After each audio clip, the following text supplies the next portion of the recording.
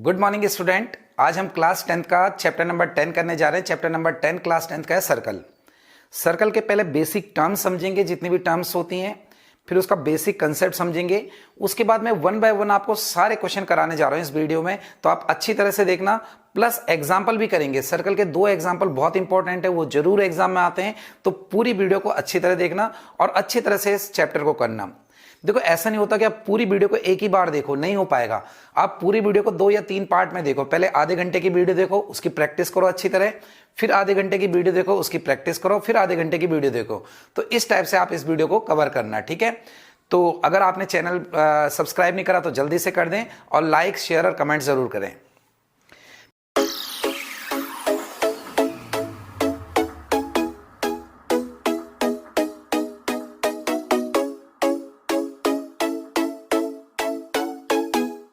तो हमारे पास सर्कल की कुछ बेसिक टर्म्स हैं।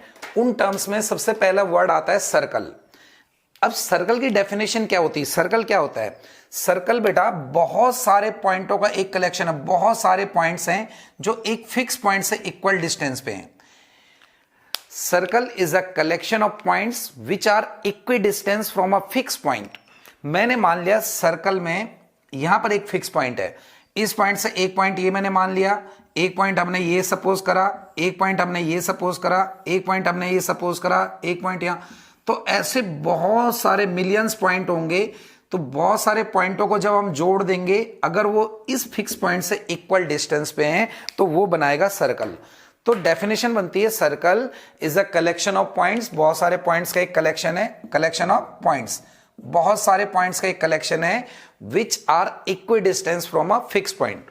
समझ में आया होगा कि अगर बहुत सारे ऐसे पॉइंट होते हैं, बहुत सारे पॉइंट, और अगर किसी एक फिक्स पॉइंट से वो बराबर दूरी पर होंगे, तो वो जो डायग्राम बनेगा वो कहलाएगा हमारे पास सर्कल।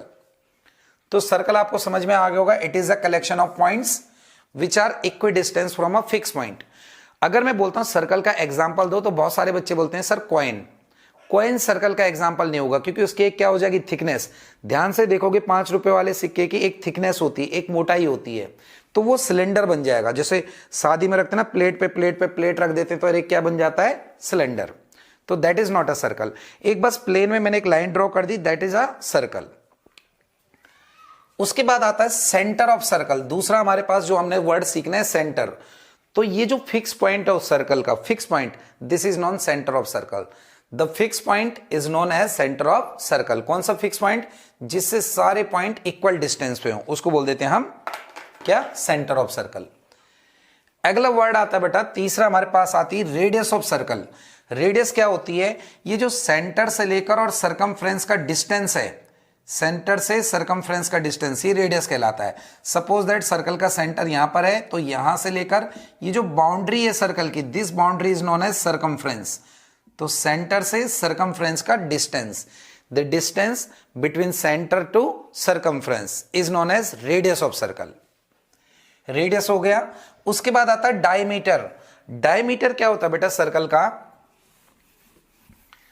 सर्कल के सेंटर से अगर कोई लाइन सेगमेंट पास हो रहा है और सर्कल की बाउंड्री को अंदर से इंटरसेक्ट कर रहा है, यानी एक लाइन सेगमेंट है जो सर्कल के सेंटर से पास हो रहा है और सर्कल के सरकमफ्रेंस को अंदर दोनों पॉइंटों पर टच कर रहा है, यानी इस लाइन सेगमेंट के 2 एंड पॉइंट जो हैं वो किस पर हो, बाउंड्री पर हो। बाउंड्री यानी सरकमफ्रेंस पे हो, तो वो कहलाता है diameter. Diameter is a line segment which passes through center of circle and end points are on circumference। क्या बोला मैंने कि diameter is a line segment, एक लाइन सेगमेंट है, एक लाइन सेगमेंट है diameter. Diameter is a line segment which passes through center, जो centre O से पास हो रहा है, and and points of line segment, जो लाइन सेगमेंट के एंड पॉइंट्स हैं, that is on circumference of circle. वो सरकमफ्रेंस की सर्कल की सरकमफ्रेंस पे हो। और एक सर्कल में जितने भी आप डायमीटर खींच लोगे वो सारे आपस में क्या होंगे, इक्वल, और रेडियस भी सारी क्या होंगे आपस में इक्वल। यहां तक क्लियर? रेडियस जो होता है वो डायमीटर का हाफ होता है, डायमीटर अपॉन 2, डायमीटर का हाफ जो होता है दैट इज रेडियस। तो ये आपको मेरे ख्याल से क्लियर होगा डायमीटर। अब अगला आता है हमारे पास, अगली टर्म आती chord of circle. Chord, chord क्या है? कोई भी एक लाइन सेगमेंट जो सर्कल को इंटरनली टच कर रहा है, यानी जिसके लाइन सेगमेंट के एंड पॉइंट सर्कल के सरकमफ्रेंस पे है। मैंने बोला एक लाइन सेगमेंट है, इसके दो एंड पॉइंट सर्कल की बाउंड्री पर है, सर्कल के सरकमफ्रेंस पे, तो ये कहलाएगी कॉर्ड। क्या कहलाएगी? Chord. A line segment whose two end points are on the boundary यानी on the circumference of circle, या हम ऐसे भी बोल सकते हैं line segment which intersect at boundary of circle at 2 point। ठीक है, दोनों पॉइंट उसके एंड पॉइंट कहां पर होने चाहिए? बाउंड्री पर होने चाहिए। और अगर देखो मैंने कॉर्ड खींची सर्कल की, तो ये कॉर्ड हुई, ये कॉर्ड हुई, ये कॉर्ड हुई, ये कॉर्ड हुई, ये कॉर्ड हुई, तो डायमीटर भी बीच में आ जाएगा। तो डायमीटर ऑल्सो लॉन्गेस्ट कॉर्ड। देखो कॉर्ड खींचते हुए जाएंगे तो सबसे लंबी कहां होगी? सेंटर में, और जो सेंटर में होगी उसको क्या बोलते हैं हम? डायमीटर। तो diameter also a cord, diameter भी क्या होगी? कॉर्ड होगी। Diameter is a longest chord, सबसे बड़ी कॉर्ड होती है। तो कॉर्ड आपको क्लियर हुआ होगा कॉर्ड क्या होता है। कॉर्ड के बाद आता है बेटा अगला वर्ड आता है ये वाला, tangent of circle. Tangent, circle की टेंजेंट क्या होती है? एक लाइन जो सर्कल को एक्सटर्नली किसी एक पॉइंट पे टच करते हुए चली जाए। Tangent is a line segment which touch the circle at a point, जो सर्कल को एक पॉइंट पर टच करती हुई पास हो रही, विच पास इज, हम बोल सकते हैं tangent is a line segment which touch a circle at a point. Externally, बाहर से टच कर रहा हो एक पॉइंट पर, वो कहलाता है हमारे पास टेंजेंट। और टेंजेंट का ये जो पॉइंट जहां पर टच हो रहा है, इसको बोल देते हैं point of contact. Point of contact. तो पॉइंट ऑफ कांटेक्ट क्या हुआ? It is a common point of tangent and circle. Circle की सरकमफ्रेंस का यानी सर्कल का, और टेंजेंट का कॉमन पॉइंट हो गया। ये the point where tangent touch the circle, वो पॉइंट जहां पर टेंजेंट सर्कल को टच कर रही, that is point of contact. एक और नाम होता है इसका point of tendency. Point of tangency, tangent से वर्ड बना टेंजेंसी, जहां पर पॉइंट टेंजेंट टच करता है। तो मेरे ख्याल से आपको टेंजेंट पता चल गया, पॉइंट ऑफ कांटेक्ट पता चल गया। उसके बाद वर्ड आता है सिकेंट। सिकेंट क्या होता है बेटा? सिकेंट एक लाइन सेगमेंट होता है जो सर्कल को दो पॉइंट पर इंटरसेक्ट करती हुई चली जाए। अ line segment which intersect a circle 2 point. देखो टेंजेंट क्या हुआ? टेंजेंट इसको टच करते हुए जाएगी और सिकेंट इसको इंटरसेक्ट करती हुई जाएगी। तो a line segment which intersect the circle at 2 point are known as secant. उन सारे जितने भी वो टच करती हुई जितनी भी जाएंगी वो सबकी सब क्या कहलाएंगी? सिकेंट कहलाएंगी, जो इंटरसेक्ट करती हुई जाएंगी। ठीक है, सिकेंट क्लियर हुआ। अब आता है सेक्टर ऑफ सर्कल। सेक्टर क्या होता है जरा हम समझे। किसी सर्कल का एक पार्ट कट कर देना, इसको बोलते हैं हम आर्क। आर्क क्या होता है? Arc is a part of circle. Circle की बाउंड्री का एक पार्ट, सर्कल का एक पार्ट आर्क हो गया। ये जो आर्क है और ये जो रेडियस है, अगर मैं ऐसे कट करके इसको निकाल दूं, जैसे तरबूज खाते ना, अब हमने बोला भैया लाल है कि नहीं, तो एक ऐसा पीस निकालता है उसमें से, ये चीज सेक्टर हो गई। अब डेफिनेशन थोड़ा कैसे बनेगी? सर्कल में से मैंने ये काट दिया ना, ये कट करके निकाल दिया, ये वाला पीस कौन सा? ये जो मैं ऐसे रेड कर रहा हूं, ये वाला हमने कट करके निकाल दिया। तो इसकी डेफिनेशन कैसे बनेगी? ये तो हमारे पास रेडियस है, ये भी हमारे पास रेडियस है, और ये हमारे पास क्या है? आर्क है। तो आर्क और रेडियस के बीच का एरिया, आर्क और रेडियस के बीच का एरिया, ये आर्क हुई और ये रेडियस हुई, इनके बीच का एरिया कहलाएगा sector. The area bounded by, bounded यानी closed, the area bounded by arc of circle and radius of circle. Arc of circle and radius of circle, arc और रेडियस से बाउंडेड जो क्लोज्ड पार्ट हो, that is non sector of circle, उसको बोलते हैं हम sector. तो sector आपको क्लियर हो गया। सेक्टर के बाद वर्ड आता है सेगमेंट। सेक्टर और सेगमेंट थोड़ा डिफरेंस आपको पता होनी चाहिए। तो अगर मैं सेगमेंट की बात करूं बेटा, सेगमेंट, तो ये हमारे पास है, ये मैंने मान लिया एक कॉर्ड, ये कॉर्ड आ गया। तो कॉर्ड, ये हमारे पास कॉर्ड के नीचे वाला पार्ट माइनर सेगमेंट होता है, ऊपर वाला मेजर सेगमेंट होता है, ये वाला सेगमेंट होता है, सेगमेंट। तो नीचे वाला पार्ट हो गया माइनर, ऊपर वाला हो गया मेजर। तो सेगमेंट क्या हुआ? ये हमारे पास क्या हुआ? आर्क। ये वाली पार्ट हमारे पास क्या हो गई? आर्क हो गई, आर्क। और ये हमारे पास क्या हुआ? कॉर्ड। तो कॉर्ड और आर्क से बाउंडेड रीजन, ये देखो कॉर्ड और आर्क से क्लोज्ड रीजन, ये कहलाता है हमारे पास segment. Area bounded by, closed by, area bounded by arc and chord of circle, arc और कॉर्ड ऑफ सर्कल से क्या हो गया हमारे पास सेगमेंट। आर्क तो आपको पता चल गया, arc is a part of circle, circle का एक पार्ट है। अब आता है बच्चों कॉन्ग्रेंट सर्कल।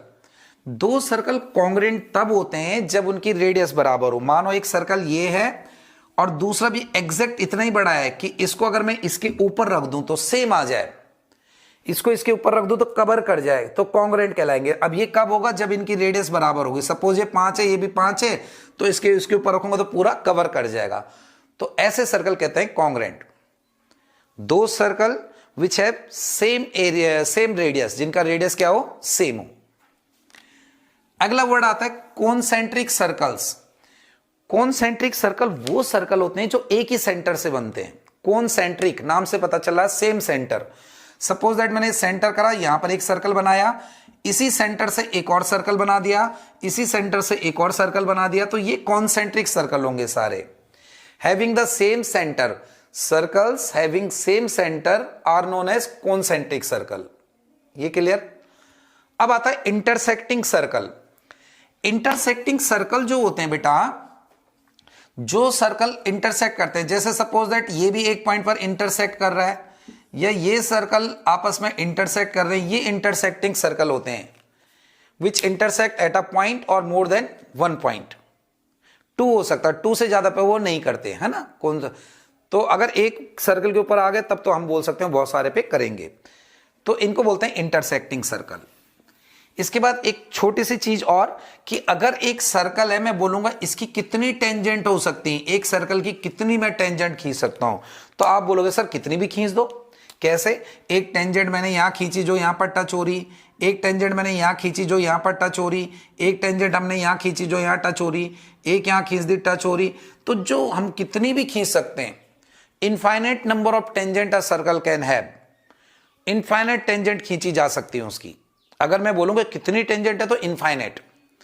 लेकिन अगर मैं बोलता हूं आपको कि किसी एक सर्कल की एक पॉइंट से कितनी टेंजेंट खींची जा सकती है, पी पॉइंट हो गया, सिर्फ एक पॉइंट से खींचनी, तो एक पॉइंट से 2 ही बनेंगी, एक इधर बन गई ये वाली और एक इधर बन गई। देखो अब तीसरी टच ही नहीं होगी, इसको कैसे टच हो गया। आप बोलोगे सर बीच में से खींच दो तो वो तो इंटरसेक्ट हो जाएगी, मतलब यहां से खींचा तो एक कट हो जाएगी। तो एक पॉइंट से, from one point only 2 tangent can be drawn, एक पॉइंट से हम 2 ही टेंजेंट खींच सकते हैं। क्लियर। एक और चीज कि एक सर्कल की कितनी पैरेलल टेंजेंट हो सकती, तो 2 हो सकती है। ये पैरेलल खींच दी, ये पैरेलल खींच दी, 2 पैरेलल टेंजेंट, 2 से ज्यादा नहीं हो सकती। बच्चे बोलते हैं सर यहां से भी खींच दो, यहां से भी खींच दो, तो अब तो ये इंटरसेक्ट हो जाएंगे ना, तो इंटरसेक्टिंग हो गई। तो पैरेलल टेंजेंट 2 ही बन सकती हैं। क्लियर आपको।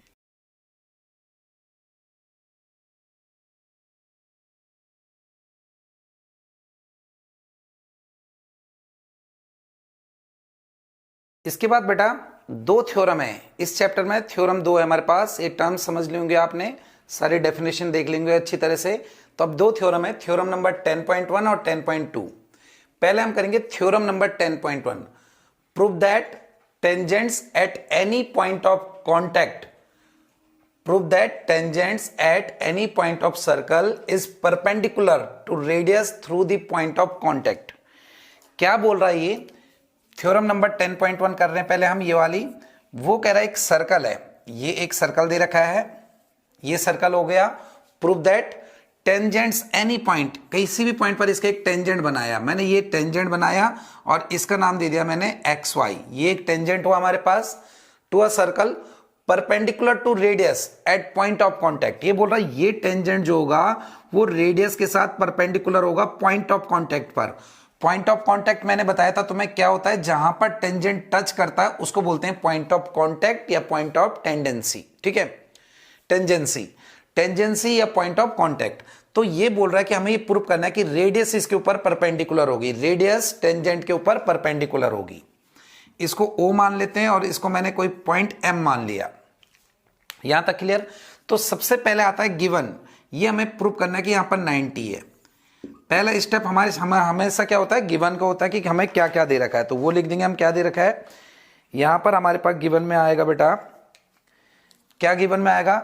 सबसे पहले हमारे पास गिवन में आएगा कि OM is radius of circle. OM जो है वो रेडियस ऑफ सर्कल है एक, और XY is tangent of circle, और XY इसके एक टेंजेंट है।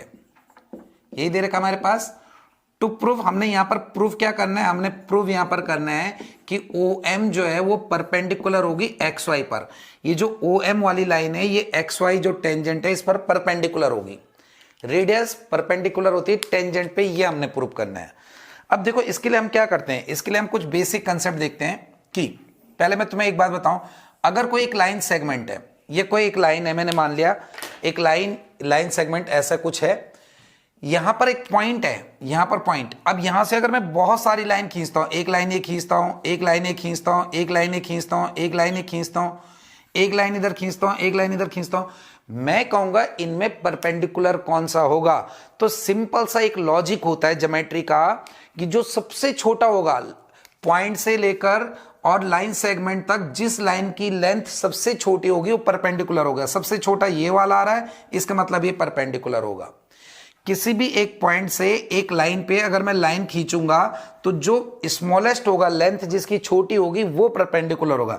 ये तो परपेंडिकुलर होगा नहीं, तो ऐसे लाइन खींचते हुए चले जाएंगे तो जो सबसे छोटा होगा वो क्या माना जाएगा? परपेंडिकुलर। यानी smallest line from a point on line segment is perpendicular. तो अब मैं यहां पर क्या कंसेप्ट लगाऊंगा कि हमें यह बताना पड़ेगा OM जो है वो सबसे छोटी लाइन है इस वाली लाइन पर, XY पर OM स्मॉलेस्ट है। तो इसके लिए मैं एक कंस्ट्रक्शन करनी पड़ेगी हमें। एक और लाइन खींच लेते हैं ये वाली, और इसका नाम दे देते हैं हम P, और यहां पर जहां इस सर्कल को कट कर दे यहां नाम दे दिया Q। ये बात आगे समझ में? तो कंस्ट्रक्शन में हम क्या लिख लेंगे बेटा? कंस्ट्रक्शन में हम लिखेंगे construction draw OP another line, draw OP another line। एक और लाइन हमने क्या कर दिया? OP ड्रॉ कर दी from O to tangent, from O to tangent XY। अब इसका प्रूफ करते हैं जरा। इसका प्रूफ क्या आ गया? गिवन हो गया, टू प्रूफ हो गया, कंस्ट्रक्शन हो गया, प्रूफ हो गया। ज्योमेट्री में ये होते हैं। अगर फाइंड करना होता है तो गिवन, टू फाइंड और सॉल्यूशन आता है। अब मेरे को ये प्रूव करना है, क्या प्रूव करना है मेरे को बच्चों? कि जो OM है वो इस पर परपेंडिकुलर है। तो अगर मैं OM को इस लाइन से छोटा कर दूंगा, अगर मैं कर दूंगा कि OM जो है स्मॉलर है OP से, तो इसका मतलब ये परपेंडिकुलर है। कैसे? अभी बताया मैंने कि अगर छोटी लाइन होगी तो परपेंडिकुलर मानी जाएगी। यानी मेरे को करना है OM स्मॉलर है किससे? OP से। तो अब क्या करेंगे? मैं यहां पर ले रहा हूं कि जो OM है, OM और OQ है, ये आपस में इक्वल होगा। मैंने लिखा OM इक्वल टू OQ। क्यों? रेडियस ऑफ सेम सर्कल, एक ही सर्कल की रेडियस है। देखो जरा, OM ये रहा OM, और OP यहां से OQ यहां से यहां तक है, तो OM और OQ इक्वल होगा क्योंकि सेंटर से सरकमफ्रेंस, सेंटर से सरकमफ्रेंस दोनों रेडियस है। अब देखो जो OP है, OP ये रहा इतना OP, ये बड़ा होगा किससे? OQ से बड़ा है। OQ से बड़ा दिख रहा है, तो मैं यहां पर ये लिख सकता हूं कि OQ smaller than OP। OQ और QP मिलाकर OP आ रहा, तो यानी OQ जो है ये OQ वो OP से, OQ OP से क्या है? स्मॉलर है। और अगर OQ स्मॉलर है OP से, तो OM और OQ भी आपस में इक्वल है। तो मैं यहां पर लिख सकता हूं therefore OM smaller than OQ, और यहां पर रीजन दे सकते हैं because OM equal to OQ। तो हमने OQ की जगह क्या लिख दिया? OM। अब जो OM लाइन सेगमेंट है ये वाला OM जो है, OM ये OP से क्या आ गया हमारे पास? OP आएगा यहां पर। हाँ, OP। OM जो हो गया वो स्मॉलर हो गया किससे? OP से, स्मॉलर हो गया है ना। और जो स्मॉलर लाइन सेगमेंट होगा तो वो क्या होगा? परपेंडिकुलर होगा। तो हम लिखेंगे therefore OM perpendicular on XY। ठीक है, पता चल गया। तो यहां पर लिख सकते हो आप स्मॉलर या smallest line segment from a point to a line is perpendicular. वो क्या होती है? परपेंडिकुलर। तो ये हमें प्रूव करना था। बस थोड़ा हल्का सा सिंपल सा रीजन है कि ये छोटी लाइन है, इन दोनों में से और भी लाइन अगर हम यहाँ खींचेंगे तो सबसे छोटी मानी जाएगी। ऐसे करते हुए रेडियस सबसे छोटी आएगी, तो अगर ये सबसे छोटी लाइन है तो इसका मतलब ये परपेंडिकुलर है। तो सिंपल थ्योरम है, इसको अच्छी तरह देखो। थ्योरम नंबर 10.2, उसके बाद करते हैं हम दूसरी थ्योरम। दूसरी थ्योरम भी बहुत सिंपल सी है। Prove that length of tangents from external point to a circle are equal. एक सर्कल है, इस सर्कल में एक्सटर्नल पॉइंट से दो टेंजेंट खींची गई, एक टेंजेंट ए खींच ली, एक टेंजेंट ये खींच ली। इसको P लिया, इसको A लिया, इसको B लिया। हमें प्रूव करना है कि एक्सटर्नल पॉइंट से दो ये जो टेंजेंट खींची गई ये आपस में बराबर होंगी, ये प्रूव करना है। तो पहला स्टेप आएगा गिवन का। गिवन में दे रखा हमारे पास PA and PB are tangents, ये दोनों के दोनों टेंजेंट्स है। टू प्रूव, हमने जो प्रूव करना है यहां पर वो प्रूव करना है PA इक्वल्स टू है PB। PA और PB आपस में इक्वल है, ये हमें प्रूव करना है। इसमें कंस्ट्रक्शन होगी बेटा, ये वाले हमने सेंटर माना O, इसको सेंटर O से ज्वाइन करा, इसको यहां से ज्वाइन करा, इसको यहां से ज्वाइन करा। तो यहां कंस्ट्रक्शन में लिख देंगे हम ज्वाइन, हमने ज्वाइन करा, इस वाले पॉइंट को मैंने मान लिया O, तो हमने ज्वाइन करा O to A B and P। O को मैंने A B और P से ज्वाइन कर दिया। अब प्रूफ करते हैं, बड़ा सिंपल सी थ्योरम, बहुत ही सिंपल सी थ्योरम है बेटा। अगर मैं इस वाले ट्रायंगल को और इस वाले ट्रायंगल को, इन दोनों ट्रायंगलों को, ये ट्रायंगल है और ये ट्रायंगल, अगर इन दोनों को मैं कॉन्ग्रेंट कर दूं तो ये और ये CPCT से इक्वल आ जाएगा।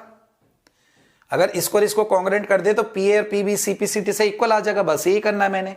तो मैं ये दो ट्रायंगल ले रहा हूं, मैं ले रहा हूं in triangle PAO and PBO। इन दोनों ट्रायंगलों में ये हमारे पास कॉमन आ रहा है, ये वाला PO दोनों में आ रहा है, ऊपर वाले में भी और नीचे वाले में भी। तो लिखेंगे PO इक्वल टू PO, जो दोनों में आता है उसको बोलते हैं हम कॉमन। एक हमारे पास ये आ गया एक। दूसरा बेटा ये वाला OA रेडियस है और यहां पर भी OB रेडियस है, तो OA इक्वल टू होगा OB, यहां पर आएगा radius of same circle. Same circle की रेडियस आ गई 2। ये वाला एंगल 90 होगा, ये भी 90 होगा, क्योंकि रेडियस परपेंडिकुलर होती है टेंजेंट पे। अभी थोड़ी देर पहले पता करा हमने कि जो रेडियस है वो टेंजेंट पे परपेंडिकुलर होती है। तो एंगल इस वाले का या तो एंगल A लिख दो सिंपल, या PAO, इसका नाम लिख दो एंगल PAO इक्वल होगा, इसका नाम कैसे लिखेंगे? PBO, बीच में आता है एंगल PBO। और यहां पर क्या आएगा हमारे पास? Because radius perpendicular on tangent, तो यहां पर ईच, यहां पर हम रीजन दे सकते हैं ईच 90 डिग्री, दोनों 90 आ गए। तीन चीज होंगे तो ट्रायंगल कॉन्ग्रेंट हो जाते हैं। तो मैं लिख सकता हूं बेटा यहां पर देयरफॉर ट्रायंगल PAO कॉन्ग्रेंट होगा ट्रायंगल PBO। कौन सा रूल लगा देखो? Right angle triangle, right angle triangle के सामने हाइपोटेन्यूज एंड साइड, तो रूल लग गया हमारे पास RHS लग गया। और जैसे ही दो ट्रायंगल कॉन्ग्रेंट होते हैं उनके सारे पार्ट आपस में इक्वल होते हैं। तो इस ट्रायंगल का PA और इस ट्रायंगल का PB इक्वल हो जाएगा। तो मैं लिखूंगा therefore PA equal to PB, और यहां आता by CPCT, corresponding parts of congruent triangle. तो ये आपकी दो थ्योरम हुई। ये बेटा 10.1 है। एक्सरसाइज 10.1 करते हैं हम शुरू। पहला क्वेश्चन है how many tangents a circle have. एक सर्कल की कितनी टेंजेंट हो सकती हैं? एक सर्कल की कितनी टेंजेंट हो सकती हैं? Can have. तो अगर मैं सर्कल की बात करूं तो इस टाइप का सर्कल है, कितनी टेंजेंट बन सकती है? मानो एक टेंजेंट यहां बनाई, एक यहां बनाई, एक यहां बनाई, बहुत सारे पॉइंट होंगे और बहुत सारे टेंजेंट बन सकती हैं हर पॉइंट पे। तो यहां पर आ गया infinite, infinite tangents a circle can have. एक सर्कल की इनफाइनाइट टेंजेंट हो सकती है। दूसरा क्वेश्चन है filling the blanks. Filling the blanks है a tangent to a circle intersect it in dash points. एक टेंजेंट एक सर्कल को कितने पॉइंट पर इंटरसेक्ट करती है? ये बनी टेंजेंट, तो कितने पॉइंट पर इंटरसेक्ट करेगी? एक ही पॉइंट पर तो इंटरसेक्ट करेगी, क्योंकि अगर मानो ऐसे बनाओगे तो वो तो सीकेंट हो जाएगी, टेंजेंट होगी नहीं। तो एक सर्कल को एक टेंजेंट 1 पॉइंट पर इंटरसेक्ट करती है।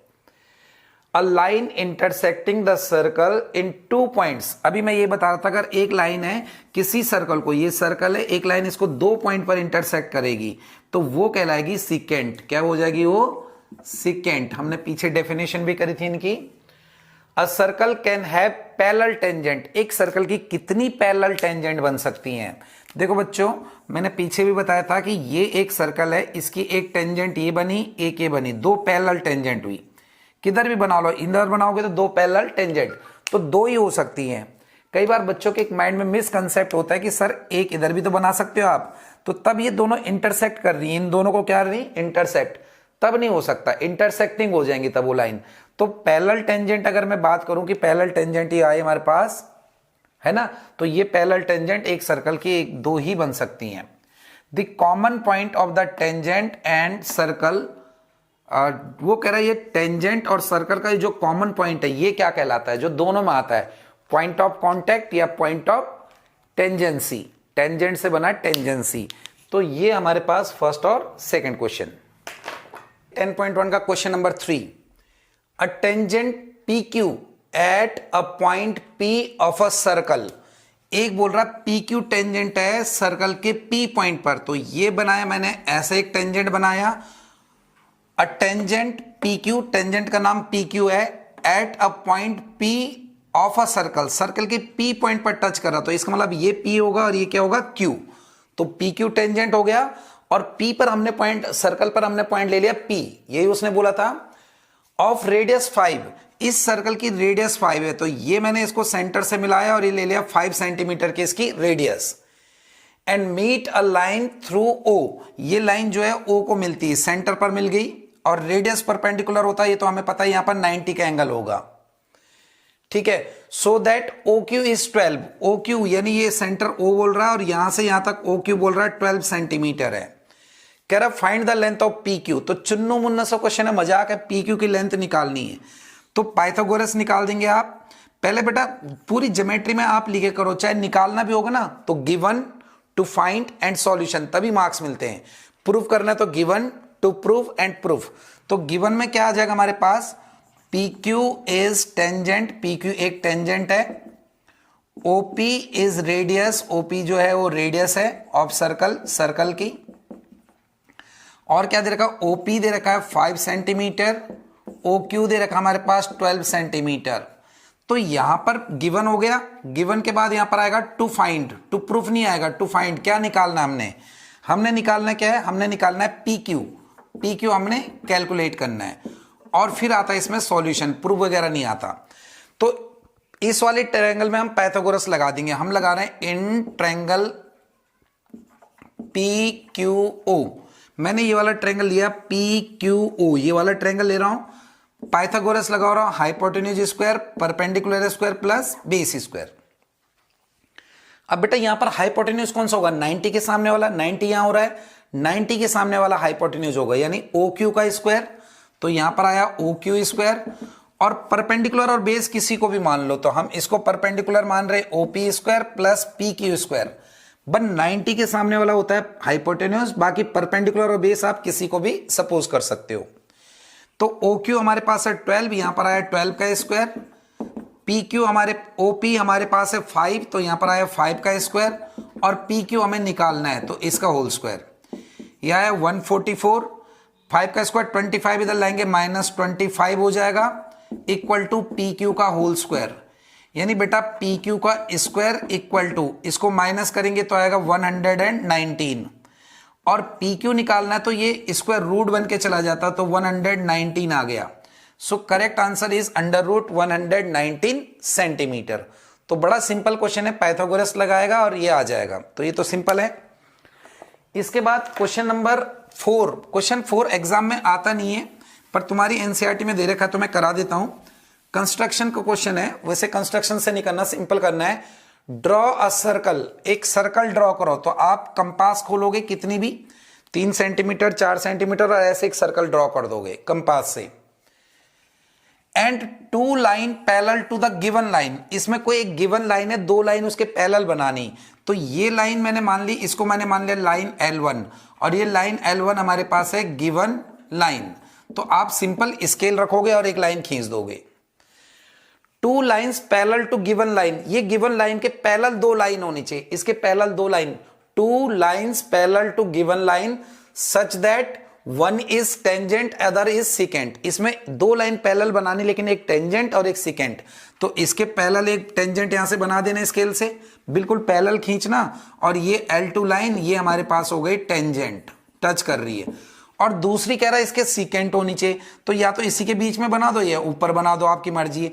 तो ये मैंने एक लाइन बना दी, इसके सिकेंट हो गई ये वाली L3, और ये L3 क्या हो गई, सिकेंट लाइन हो गई।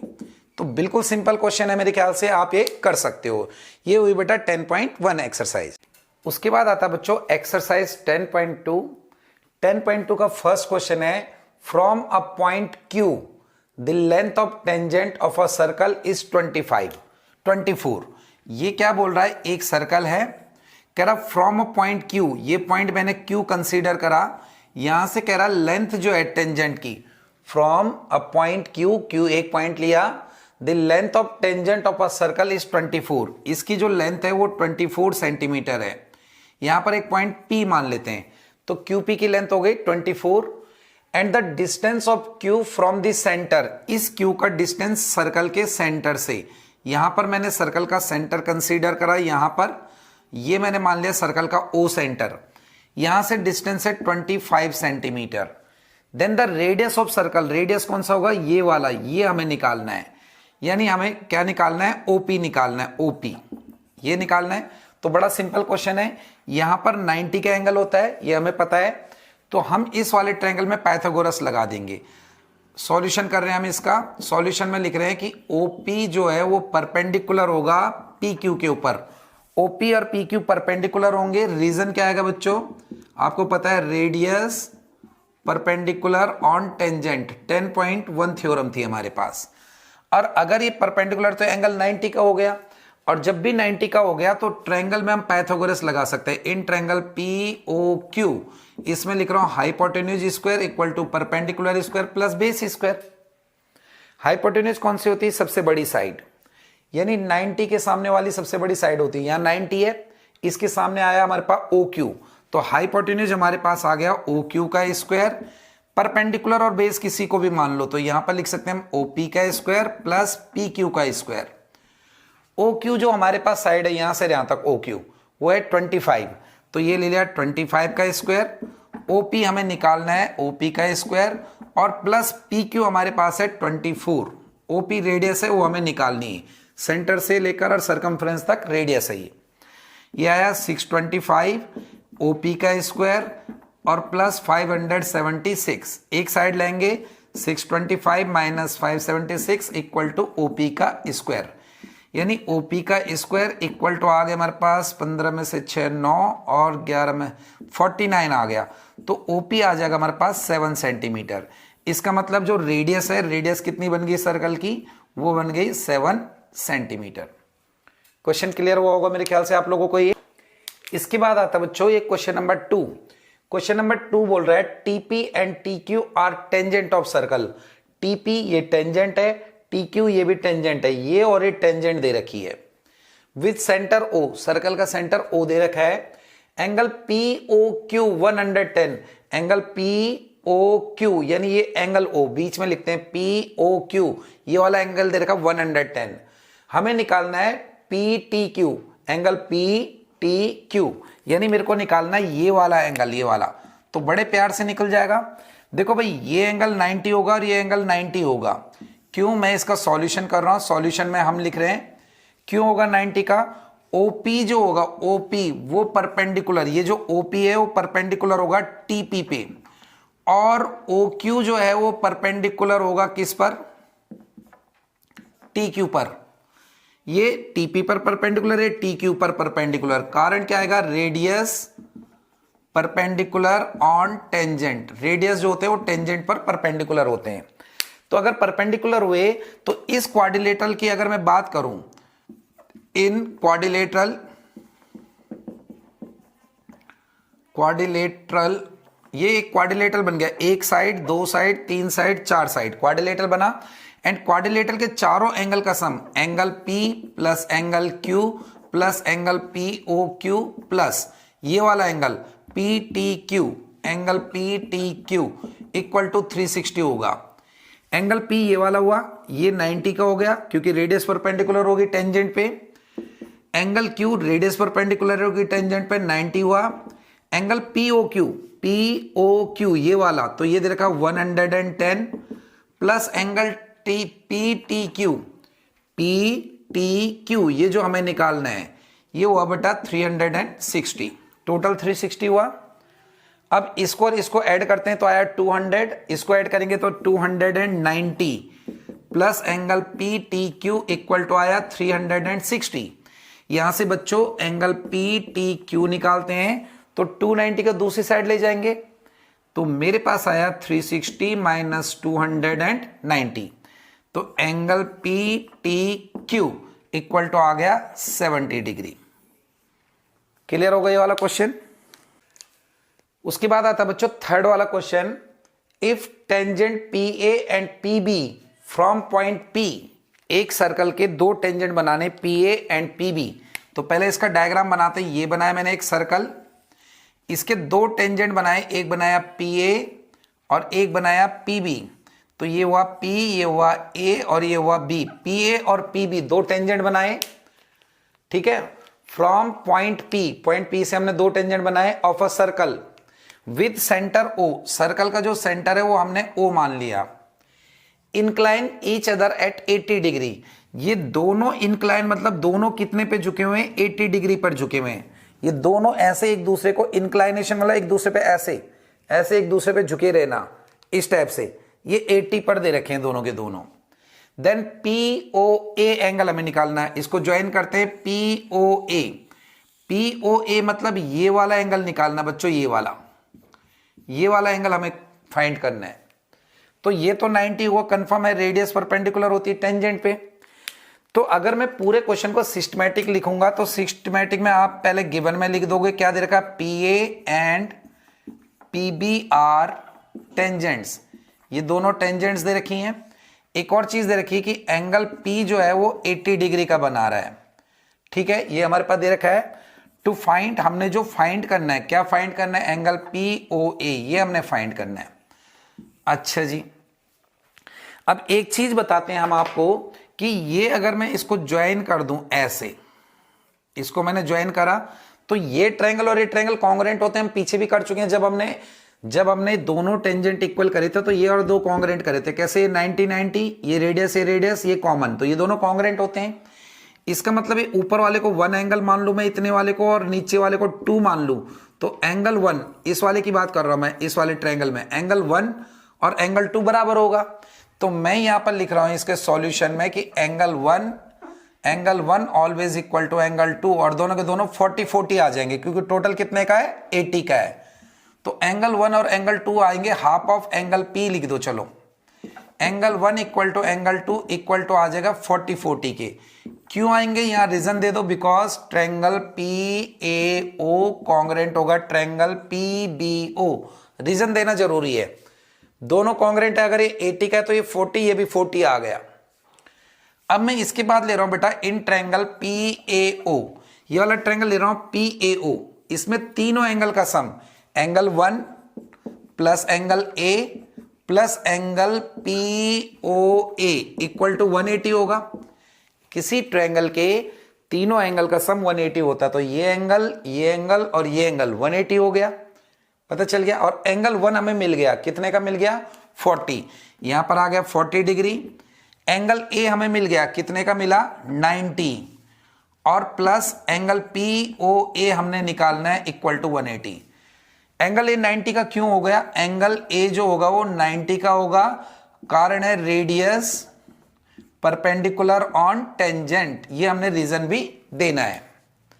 यहां तक क्लियर होगा मेरे ख्याल से। अब इनको ऐड करेंगे तो आया 130 प्लस POA इक्वल टू आया 180, यानी एंगल POA निकालेंगे तो 180 माइनस 130, एंगल POA हमारे पास आ गया 50 डिग्री, जो हमें निकालना था। उसके बाद आता बच्चों हमारे पास क्वेश्चन नंबर 4। क्वेश्चन 4 में बोल रहा है prove that tangents drawn at the end of diameter of circle. Circle के डायमीटर के एंड पार्ट जो होंगे वहां पर जो टेंजेंट ड्रॉ किए गए होंगे आर पैरेलल, वो हमें पैरेलल प्रूव करने हैं। क्या बोल रहा है जरा क्वेश्चन में समझते हैं कि एक सर्कल हमारे पास ये बनाया हमने, एक सर्कल है ना, प्रूव दैट टेंजेंट ड्रॉ की गई हैं। कहां पर की गई? At the end of diameter, इसके डायमीटर के एंड पे ये बनाया मैंने इसका डायमीटर क्या होता है? जो सेंटर से होके जाता है, एक लाइन सेगमेंट जो सेंटर से पास होता है और जिसके एंड पॉइंट जो होते हैं वो सर्कल की बाउंड्री पे, सरकमफ्रेंस पे टच करते हैं। वो कह रहा है यहां पर जो एंड ऑफ डायमीटर पे टेंजेंट ड्रॉ की गई है, ये मान लिया मैंने एक टेंजेंट ये वाला, और ये मान लिया मैंने एक दूसरा टेंजेंट ये वाला। तो ये जो टेंजेंट है ये हमारे पास हमें क्या करना है कि एक ये दोनों के दोनों पैरेलल होंगे, ये प्रूव करना है हमने। इसको मैंने P मान लिया और इसको मैंने Q मान लिया। तो सबसे पहला पार्ट हमारे पास आएगा गिवन का, हमें क्या दे रखा है? हमें दे रखा है ये diameter AB is diameter of a circle. Circle का क्या है? ये डायमीटर है। यहां पर दो टेंजेंट है एंड PA एंड ये PA एंड दूसरा हमारे पास QB, ये जो QB है आर टेंजेंट्स, ये सर्कल की क्या है हमारे पास? टेंजेंट्स है। टू प्रूव, हमने प्रूव क्या करना है बेटा? बड़ा सिंपल क्वेश्चन है, हमें प्रूव करना कि जो PA टेंजेंट है that is parallel to QB। ये जो PA टेंजेंट आपको दिख रही है और ये जो QB टेंजेंट दिख रही है, ये पैरेलल करनी है। अब इसका प्रूफ करते हैं बच्चों। जब दो लाइनें हमें पैरेलल करनी होती है ना, दो लाइनें अगर पैरेलल बनानी होती है तो दो तीन चीजें हैं। एक चीज तो ये होती थी जब हम 9th पे पढ़ते थे, अल्टरनेट एंगल इक्वल कर दो तो लाइनें पैरेलल होती है। जो जेड शेप वाले हो इनको इक्वल कर दो, एक। दूसरा हमने पढ़ा था जो कॉरस्पॉन्डिंग एंगल्स हैं ये वाले, ये इक्वल कर दो तो भी लाइनें पैरेलल होती हैं। और एक और चीज हमने पढ़ी कि दो लाइनें अगर पैरेलल करनी है तो ये जो एक ही तरफ बनते हैं इनको बोलते हैं को इंटीरियर एंगल। अगर को इंटीरियर एंगल का सम 180 है तो भी लाइनें क्या होती हैं? पैरेलल। तो हम इसमें यही कंसेप्ट लगाने वाले हैं कि को इंटीरियर एंगल का सम क्या करने वाले हैं? 180। यानी ये एंगल और ये एंगल हम 180 प्रूव करने वाले हैं। इनका सम अगर 180 आ गया तो समझो लाइनें पैरेलल है। अब इसके प्रूफ में मैं क्या कर रहा हूं, जरा OA इसकी रेडियस है सर्कल की, OA देखो जरा, O से A तक इसकी रेडियस है क्योंकि सेंटर है तो OA रेडियस हुई, और रेडियस परपेंडिकुलर होती है टेंजेंट पे। तो मैं यहां लिखूंगा OA परपेंडिकुलर है PA पर, और यहां पर आएगा रेडियस परपेंडिकुलर ऑन टेंजेंट। एक ही आ गया हमारे पास। अगर ये आया तो इस वाले एंगल को मैंने मान लिया 1, तो मैं लिख सकता हूं therefore angle 1 equals to 90 degree. एक इक्वेशन आ गई भाई। अगर ये परपेंडिकुलर है तो ये एंगल 90 होगा कंफर्म। अब OB भी रेडियस हमारे पास है, OB रेडियस, तो हम यहां पे भी लिख सकते हैं कि OB is also perpendicular on QB। OB जो होगा वो भी QB पर क्या होगा? परपेंडिकुलर। ये रेडियस है, ये टेंजेंट है। रीजन सेम आएगा कि radius always perpendicular on tangent. और अगर ऐसा है बेटा तो इस एंगल को 2 सपोज करते हैं तो एंगल 2 भी हमारे पास कितना आएगा? 90 डिग्री। दूसरा आ गया, दो इक्वेशन आ गई। दोनों को अगर मैं ऐड करता हूं बेटा, एडिंग 1 एंड 2, 1 और 2 को ऐड कर रहे हैं इक्वेशन को, तो यहां पर आएगा एंगल 1 प्लस एंगल 2, ये आया, और यहां आया 90 प्लस 90 हो गया 180। अब एंगल 1 और 2 एंगल का सम अगर 180 आ गया तो अगर को इंटीरियर एंगल का सम 180 तो लाइन पैरेलल होती, तो ये लाइन और ये लाइन पैरेलल हो गई। हम लिखेंगे इफ सम ऑफ को interior angle, if sum of को interior angles is 180 degree then lines are parallel. Lines are parallel, ये पैरेलल का साइन होता है। तो हम लिख सकते हैं PA जो टेंजेंट है वो पैरेलल है QB टेंजेंट के लिए, इसलिए PA और QB टेंजेंट आपस में पैरेलल होगा। सिंपल सा क्वेश्चन है मेरे ख्याल से, है ना। इसके बाद आता है बच्चों question number 5, prove that perpendicular at the point of contact to the tangent to a circle passes through centre. ये क्वेश्चन थोड़ा डिफरेंट है, थोड़ा डिफरेंट भी और इंपॉर्टेंट भी, थोड़ा सा ट्विस्ट है, थोड़ा आपको ये टफ लगेगा, हालांकि टफ नहीं है लेकिन थोड़ा लॉजिकल है। Prove that perpendicular eight point of contact, point of contact पे जो परपेंडिकुलर होगा टेंजेंट पे, अ circle passes through the centre.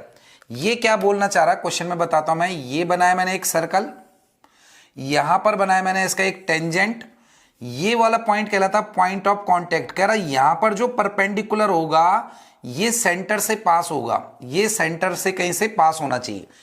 Prove that perpendicular eight point of contact, ये पॉइंट ऑफ कांटेक्ट हो गया। यहां पर जो परपेंडिकुलर होगा ये परपेंडिकुलर सेंटर से जाना चाहिए।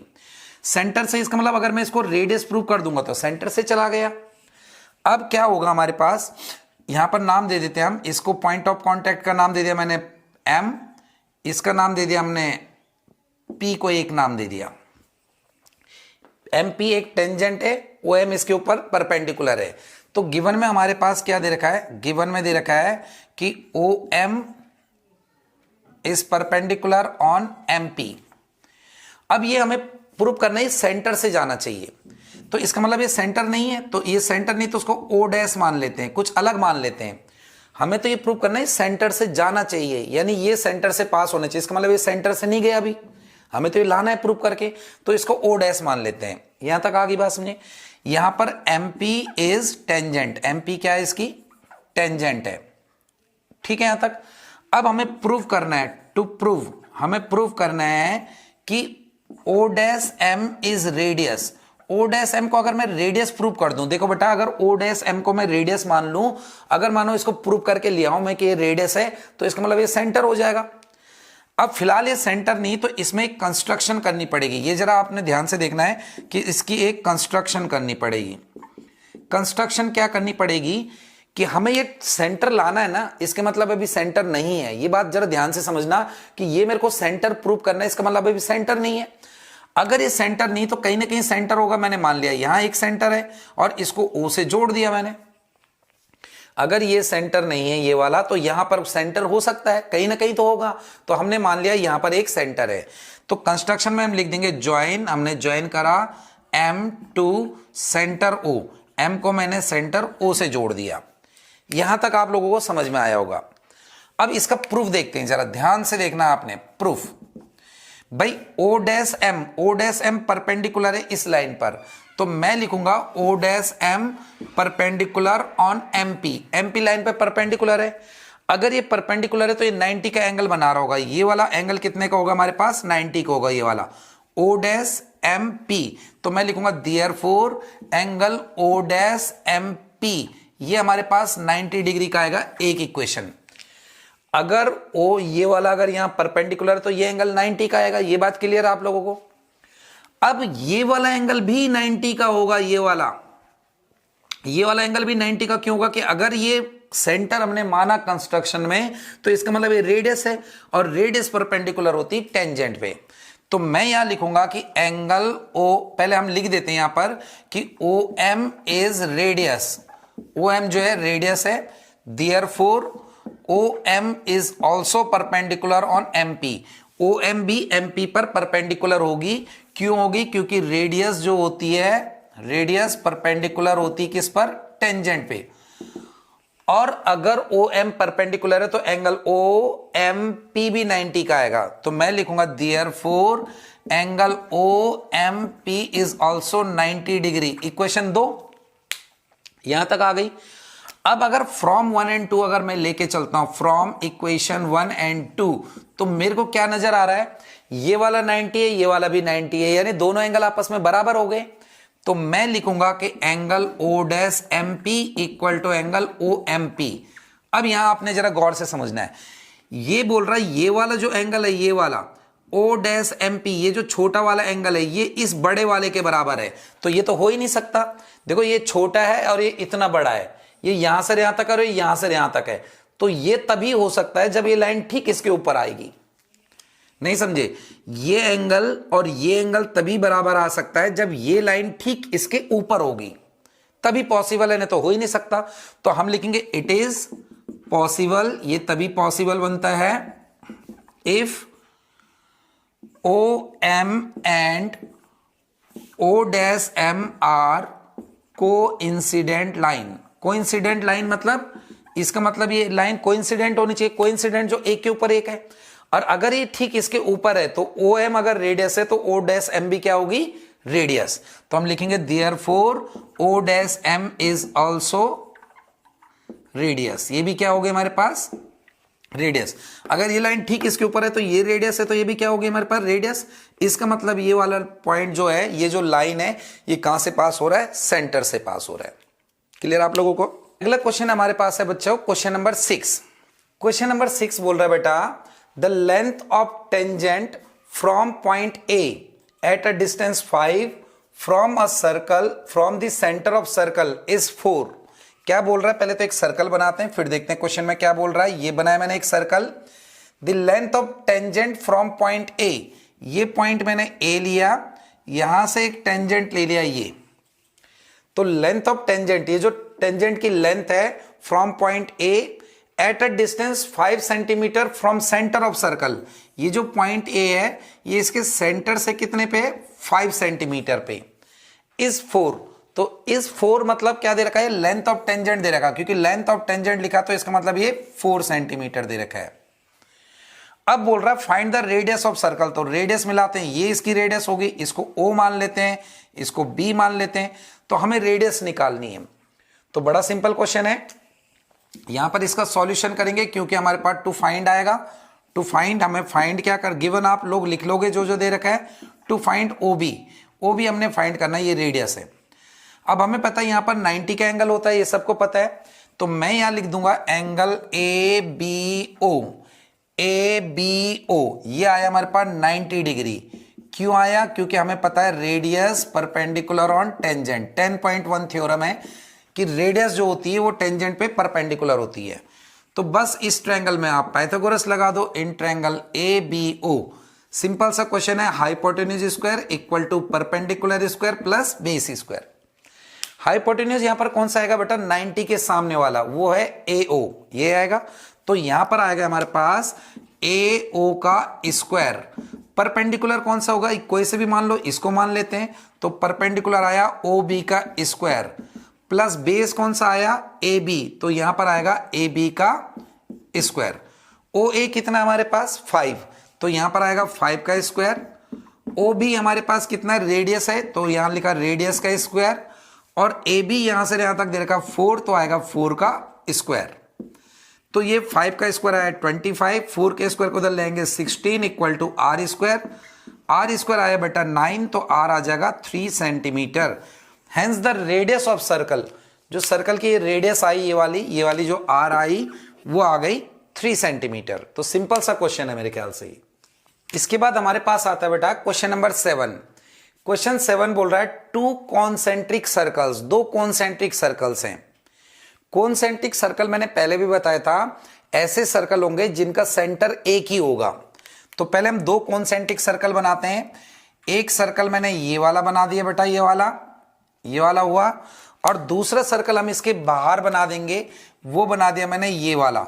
अब ये दोनों सर्कल कॉन्सेंट्रिक सर्कल है, क्योंकि दोनों का जो सेंटर है वो कॉमन सेंटर है, एक ही सेंटर है। तो two concentric circle are radii. Radii जो होता है वो रेडियस का प्लूरल वर्ड होता है, रेडियाई। 5 and 3, 5 और 3 है, यानी अंदर वाले का 3 होगा रेडियस और बाहर वाले का होगा 5। Find the length of chord, length of chord निकालनी है ऑफ लार्जर सर्कल, बड़े वाले सर्कल की कॉर्ड निकालनी है, विच टच द स्मॉलर, बड़े वाले की एक कॉर्ड जो छोटे वाले को टच करे। तो कैसे बनाएंगे, ऐसे वाली, बड़े वाले सर्कल की देखो एक कॉर्ड हो गई ये वाली, इसको AB मान लेते हैं, बड़े वाले की कॉर्ड हो गई और छोटे वाले को टच कर रही, छोटे वाले की टेंजेंट हो गई। अब कैसे बनाएंगे, देखो छोटे वाले की रेडियस ये वाली होगी, तो ये दे दी हमारे पास 3 सेंटीमीटर। बड़े वाले की रेडियस ये वाली हुई, तो ये दे दी हमारे पास 5 सेंटीमीटर। तो बड़ा सिंपल सा क्वेश्चन हो गया।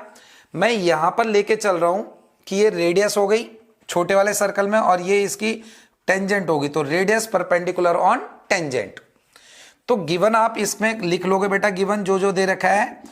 टू फाइंड में क्या आएगा, जो हमें फाइंड करना है, हमें फाइंड करना है AB, हमें फाइंड करना है बड़े वाले सर्कल की AB, इसको M माना। इसका सॉल्यूशन करते हैं, सॉल्यूशन लिखते हैं हम जिसमें फाइंड करना होता है। मैं ये वाला ट्रायंगल लेता हूं, ये वाला कौन सा ट्रायंगल दिख रहा है आप लोगों को, ये पहले हम लिख देते हैं यहां पर कि ये जो OM होगा वो परपेंडिकुलर होगा AB पर, क्योंकि रेडियस परपेंडिकुलर ऑन टेंजेंट। कौन से की रेडियस है? छोटे वाले सर्कल की रेडियस है। अब इस ट्रायंगल में ले लेते हैं इन ट्रायंगल OAM। मैंने इस वाले ट्रायंगल में लिया OAM, पाइथागोरस लगा रहा हूं, hypotenuse square perpendicular square plus base square. 90 के सामने वाला हाइपोटेन्यूज हुआ AO, तो यहां पर आएगा AO का स्क्वायर। परपेंडिकुलर मैंने मान लिया OM, तो यहां पर आया OM का स्क्वायर, और बेस हमने ले लिया AM का स्क्वायर। अब AO कितना हमारे पास? AO हमारे पास है 5, तो यहां पर आया 5 का स्क्वायर। OM हमारे पास है 3, तो यहां पर आया बेटा 3 का स्क्वायर प्लस AM का स्क्वायर। 5 का स्क्वायर कितना होगा हमारे पास? 25। इसको इधर लेंगे -9 इक्वल टू AM का स्क्वायर, यानी AM स्क्वायर आ गया 16, तो AM मेरे पास आ गया 4 सेंटीमीटर। AM हमारे पास ही आ गया। अब हमने 9th में एक चीज पढ़ी थी, ये 4 आया। 9th में एक चीज पढ़ी थी कि अगर ये कॉर्ड है बड़े सर्कल की, तो perpendicular drawn on chord bisect the chord. Chord को 2 इक्वल पार्ट में डिवाइड करता है, तो हम यहां पे लिख देंगे जितना AM होगा उतना ही BM होगा, और रीजन आता है perpendicular drawn from centre. Centre से जो परपेंडिकुलर होता है बाइसेक्ट कॉर्ड, वो कॉर्ड को क्या करता है? Bisect the chord. इसका मतलब AM और BM इक्वल आएगा, तो पूरा जो AB आ जाएगा वो आ जाएगा 4 + 4, कितना आ जाएगा? 8 सेंटीमीटर। क्लियर हुआ होगा? इसके बाद आता है बच्चों क्वेश्चन नंबर 8। क्वेश्चन 8 में एक डायग्राम दे रखा है, ये वाला कह रहा है ABCD is a quadrilateral. ABCD एक क्वाड्रिलेटरल है, drawn to circumscribing a circle. Circumscribe का मतलब बाहर बना हुआ है, ये क्वाड्रिलेटरल सर्कल के बाहर बना हुआ है। सर्कमस्क्राइब, इंस्क्राइब होगा तो अंदर बना हुआ है, तो ये जो ABCD क्वाड्रिलेटरल है circumscribing a circle. Prove that, हमें प्रूव करना है AB plus CD, AB side A plus CD equal to AD plus BC, ये हमने प्रूव करना है। तो सबसे पहला पार्ट आता है गिवन, जो हमारे पास दे रखा है। गिवन में क्या दे रखा है? ABCD is a circumscribe quadrilateral.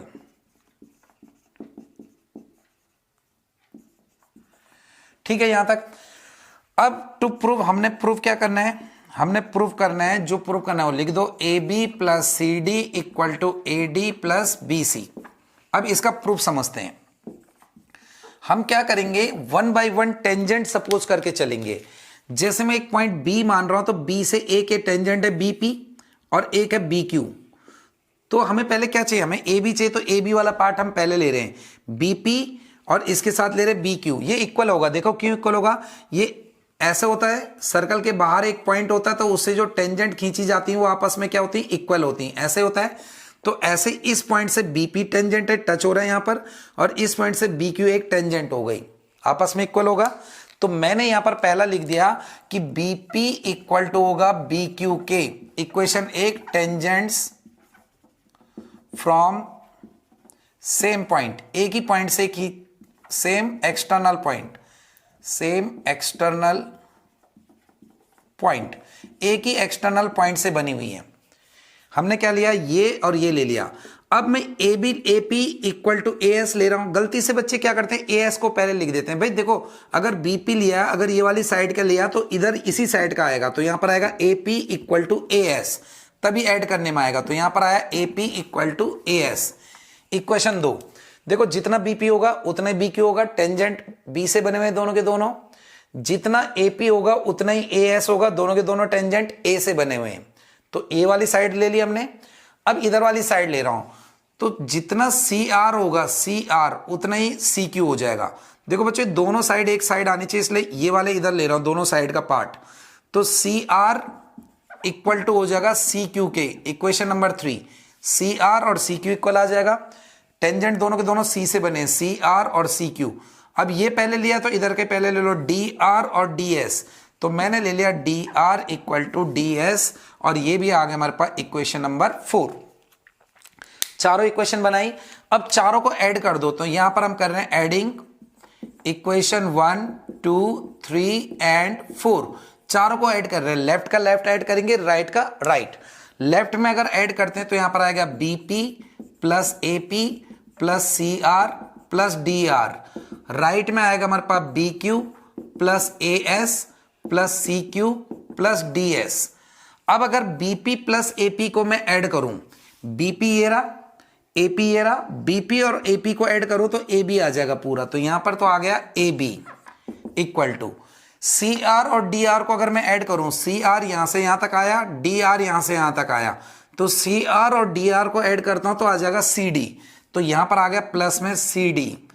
अब यहां देखते हैं जरा बी क्यू के साथ सी क्यू ऐड हो पाएगा। देखो बी क्यू ये रहा और सी क्यू ये रहा, तो बी क्यू और सी क्यू सब प्लस में है तो आगे पीछे ऐड हो सकते हैं। तो बी क्यू और सी क्यू को ऐड करेंगे तो आ जाएगा हमारे पास बी सी प्लस बाकी बचा ए एस और डी एस बच गया, तो ए एस और डी एस को ऐड करेंगे तो क्या आ जाएगा ए डी। तो यहां पर आया ए डी। और लास्ट में जब क्वेश्चनों में प्रूव हो जाएगा तो हैंस प्रूव्ड आप हर क्वेश्चन में लिख देना। ठीक है, यहां तक क्लियर हुआ होगा ये वाला बेटा। उसके बाद देखते हैं हम क्वेश्चन नंबर 9 इन फिगर। इसकी एक फिगर दिखा रखी है, X Y and X dash Y are two parallel line. यहां पर एक लाइन ये है एक्स वाई और एक लाइन है एक्स डैश वाई। ये लाइन हमारे पास एक्स वाई हो गई और ये वाली लाइन हो गई X dash Y dash. X Y और X Y dash line parallel line है। तो पहले गिवन जो आएगा, गिवन में हमारे पास सीधे सीधे पहले आ गया कि X Y is parallel to X dash Y dash. ये दे रखा हमारे पास a circle with centre O. इस सर्कल का सेंटर क्या है? ओ है। देखो 9 के बाद जो भी क्वेश्चन है बहुत इंपॉर्टेंट क्वेश्चनों में से 9, 10, 11, 12, 13 बहुत इंपॉर्टेंट क्वेश्चन है। तो ये सेंटर ओ दे रखा है and another tangent A B is, एक और टेंजेंट ए बी ड्रॉ की गई है। ये वाली देखो टेंजेंट है क्योंकि सी पर टच हो रही है, तो एक और टेंजेंट ड्रॉ की गई है which point of contact is C. Point of contact इसका सी है एंड एक्स वाई, और जो एक्स वाई का है वो ए और बी पर इसको मिल रहा है। यानी ये जो सी, ये टेंजेंट खींची गई वो एक्स वाई को ए पर कट कर रही है और एक्स डैश वाई को, एक्स डैश वाई डैश को बी पर। Prove that A O B is 90 degree. मैंने ये वाला एंगल 90 का लाना है, ये वाला हमें प्रूव करके कितने का लाना है? 90 का। अब यहां पर मेरे को टू प्रूव आ गया। टू प्रूव में क्या है, हमें प्रूव क्या करना है? हमने प्रूव करना है angle A O B equals to 90 degree. यहां बच्चों एक कंस्ट्रक्शन होगी। यहां पर कंस्ट्रक्शन क्या होगी कि मैंने इसको सी से ज्वाइन कर दिया। ये जो ओ था इसको मैंने किससे ज्वाइन कर दिया? सी से। तो कंस्ट्रक्शन हो गई ज्वाइन। मैंने ज्वाइन किया ओ टू सी, ओ को मैंने सी से ज्वाइन करा। अब देखते हैं जरा, मैं सबसे पहले क्या कर रहा हूं, ये एंगल 1 ऊपर वाला और ये एंगल 2 इनको इक्वल कर रहा हूं। ये एंगल 3 ये वाला और ये एंगल 4 ये वाला, इनको इक्वल ला रहा हूं। एंगल 1 और 2 को इक्वल कर रहा हूं, एंगल 3 और 4 को इक्वल कर रहा हूं। ये क्यों कर रहा हूं? क्योंकि मैं एंगल 2 और 3 निकालूंगा। जब 2 और 3 निकाल लूंगा तो यहां से ये आ जाएगा ट्रायंगल के अंदर। तो 2 और 3 कैलकुलेट करने के लिए किया मैंने। अब देखते हैं जरा इन दोनों को कैसे इक्वल करें। मैं इन दोनों ट्रायंगलों को कॉन्ग्रुएंट कर रहा हूं। प्रूफ में मैं ले रहा हूं इन ट्रायंगल पी ए ओ। देखो पी ए ओ कौन सा ट्रायंगल लिया मैंने? पी ए ओ ये वाला लिया पी ए ओ, और दूसरा ले रहा हूं पी ए ये वाला P A C. P A ओ तो ये वाला हो गया पी ए ओ, और अब दूसरा आ जाएगा हमारे पास ये वाला ए C O and A C ओ। इनको कॉन्ग्रुएंट कर रहा हूं ताकि एंगल 1 और 2 इक्वल आ जाए। कॉन्ग्रुएंट करने के लिए जितना पी ए होगा उतना ही ए सी होगा। देखो टेंजेंट खींचे गए, दिख रहा है आपको? ये पी ए और ए सी टेंजेंट है यहां से सर्कल के। तो मैं यहां लिख सकता हूं पी ए इक्वल टू ए सी, और यहां पर आएगा tangents of circle from same external point. दूसरा दोनों में ओ ए आ रहा है। देखो जब ऊपर वाला ट्रायंगल ले रहे हैं ओ ए और नीचे वाले में भी ओ ए, तो जो दोनों में आता है आपको पता है उसको क्या बोलते हैं हम? कॉमन आ गया। दो चीज, एक और चीज चाहिए। तो जितना ओ सी है बेटा उतना ही ओ पी है। ओ सी और ओ पी इक्वल है क्योंकि सर्कल की रेडियस है, ये ऐसे और ऐसे हो रहा है तो ये सर्कल की रेडियस। तो मैंने लिख दिया O P equal to O C क्योंकि ये सर्कल की क्या है? रेडियस। तीन चीजें इक्वल आ गई। तीन चीज इक्वल आते ही ट्रायंगल क्या हो जाते हैं? कॉन्ग्रुएंट हो जाते हैं। तो मैं लिखूंगा therefore triangle P A O congruent होगा triangle A C O. Rule लगा साइड साइड एंड साइड। जब दो ट्रायंगल कॉन्ग्रुएंट होते हैं, उनके सारे पार्ट इक्वल होते हैं, तो एंगल 1 और 2 आपस में इक्वल हो गया। तो मैं लिखूंगा therefore angle 1 equal to angle 2। यही हमें करना था, ये आया बाय CPCT। यही मेन चाहिए था, मैं 1 और 2 इक्वल हो जाए एंगल, और सिमिलरली 3 और 4 भी इक्वल हो जाएंगे। Similarly angle 3 equal to angle 4। क्यों हो जाएंगे सर सिमिलरली? क्योंकि फिर ये वाला ट्रायंगल और ये वाला कॉन्ग्रुएंट होगा, ये दोनों कॉन्ग्रुएंट हो जाएंगे तो 3 और 4 इक्वल हो जाएंगे। हो सकते हैं ये और ये ट्रायंगल कॉन्ग्रुएंट। अब ये लाइन और ये लाइन पैरेलल है। जब पैरेलल लाइन के अंदर के एंगल को इंटीरियर एंगल का सम 180 होता है, तो मैं लिखूंगा कि XY पैरेलल है X डैश Y डैश के, और ये गिवन है। जब दो लाइनें पैरेलल हों तो को इंटीरियर एंगल का सम 180 होता है। तो angle A plus angle B, angle A plus angle B हो जाएगा 180। रीजन आएगा सम ऑफ को इंटीरियर एंगल्स, सम ऑफ को इंटीरियर एंगल्स। एंगल A, ये एंगल A है, एंगल 1 प्लस 2, तो यहां पे लिखा एंगल 1 प्लस 2, और एंगल B है 3 प्लस 4, तो यहां पे लिख दिया मैंने angle 3 plus angle 4 equal to 180। सबको क्लियर होगा? 1 और 2 इक्वल है, 1 और 2 क्या है? इक्वल। तो 1 को भी मैं 2 लिख सकता हूं, मेरे को 2 और 3 लाना है, ट्रायंगल से मतलब है, तो ट्रायंगल के अंदर 2 और 3 है, तो 1 को भी मैंने लिख दिया 2, 2 को मैंने रखा 2, 3 को रखा मैंने 3, और 4 को भी रख दिया 3 इक्वल टू 180। क्यों ऐसे किया बेटा? क्योंकि एंगल 2 और 3 ट्रायंगल के अंदर है, उससे मतलब है, मैं ट्रायंगल का एंगल निकालना है, ये वाला निकालना है मैंने। तो 2 और 2 हुआ ट्वाइस ऑफ एंगल 2, 3 और 3 ट्वाइस ऑफ 3 इक्वल टू आया 180। 2 कॉमन आएगा, यहां एंगल 2 प्लस एंगल 3 आ गया मेरे पास 180। तो बच्चों एंगल 2 प्लस एंगल 3, ये 2 इंटू हो रहा है, ये अपॉन में जाएगा तो आएगा 90 डिग्री। ये निकाल दिया मैंने एंगल 2 प्लस एंगल 3। अब ये वाला जो ट्रायंगल है AOB, इसमें ट्रायंगल के तीनों एंगल का सम 180 कर देंगे हम। तो मैंने लिया इन ट्रायंगल AOB ये वाला ट्रायंगल है AOB, इसमें angle 2 plus angle 3 plus angle AOB मिलाकर होगा 180। इस वाले ट्रायंगल में लिया AOB, इसमें A प्लस B, ये 1 2 प्लस 3, और ये वाला AOB में एंगल मिलाकर हो गया 180। अब 2 प्लस 3 की हमें वैल्यू मिल चुकी है, कितनी मिल चुकी है? 90। तो यहां पर आया 90 plus AOB equals to 180 degree. यानी अगर मैं यहां से AOB निकालूंगा तो ये इधर जाएगा, तो 180 माइनस 90, 90 आ गया, हैंस प्रूव्ड। क्लियर हो गया ये वाला क्वेश्चन? इसके बाद आता बच्चों क्वेश्चन नंबर 10। क्वेश्चन नंबर 10 की पहले आपने लैंग्वेज समझनी, बोल क्या रहा है। ये बोल रहा है prove that angle between two tangent, दो टेंजेंट के बीच का angle drawn from external point. तो पहले जरा ये करके देखते हैं हम। पहले क्या बोल रहा है? दो टेंजेंट के बीच का एंगल, ये बना हमारे पास सर्कल, ये बना एक्सटर्नल पॉइंट, यहां से दो टेंजेंट, ओहो, यहां से दो टेंजेंट खींचेंगे। एक टेंजेंट मैंने ये वाला खींचा जो इसको ऐसे टच कर रहा है, एक टेंजेंट मैंने बेटा इधर खींच लिया, तो ये P हुआ, ये A हुआ, ये B हुआ। Prove that angle between two tangent, ये दो टेंजेंट के बीच का एंगल, ये वाला एंगल, दोनों के बीच का angle drawn from external point to a circle, circle पे ड्रॉ किया गया, सप्लीमेंट्री 180 बनाता है to the angle subtend line segment joining the point of contact to centre. कह रहा जो लाइन सेगमेंट, जो यहां पर पॉइंट ऑफ कॉन्टैक्ट, अगर मैं इसको सेंटर से ज्वाइन कर देता हूं, पॉइंट ऑफ कॉन्टैक्ट सेंटर से ज्वाइन कर दिया, तो कह रहा है सप्लीमेंट्री एंगल होगा ये वाला, ये और ये वाला, यानी इसका और इसका सम हमें 180 बनाना है। सीधी सी बात ये। तो गिवन में हम क्या लिख देंगे? गिवन में हमारे पास दो चीजें कि PA and PB are, PA और PB टेंजेंट्स हैं, ये दोनों के दोनों, and OA and OB are radius, ये हमारे पास है। प्रूफ क्या करने हैं? यहां पे लिख देता हूं मैं टू प्रूफ। हमने प्रूफ क्या करने हैं? हमने प्रूव करना है कि angle P plus angle AOB equals to 180 degree. ये जो टेंजेंट के बीच का एंगल है ये, और जो सेंटर से पॉइंट ऑफ कांटेक्ट को ज्वाइन करता है ये, इन दोनों का सम 180 प्रूव करने को बोल रहा हूं, यानी ये प्लस ये 180, एंगल P और एंगल AOB 180 है।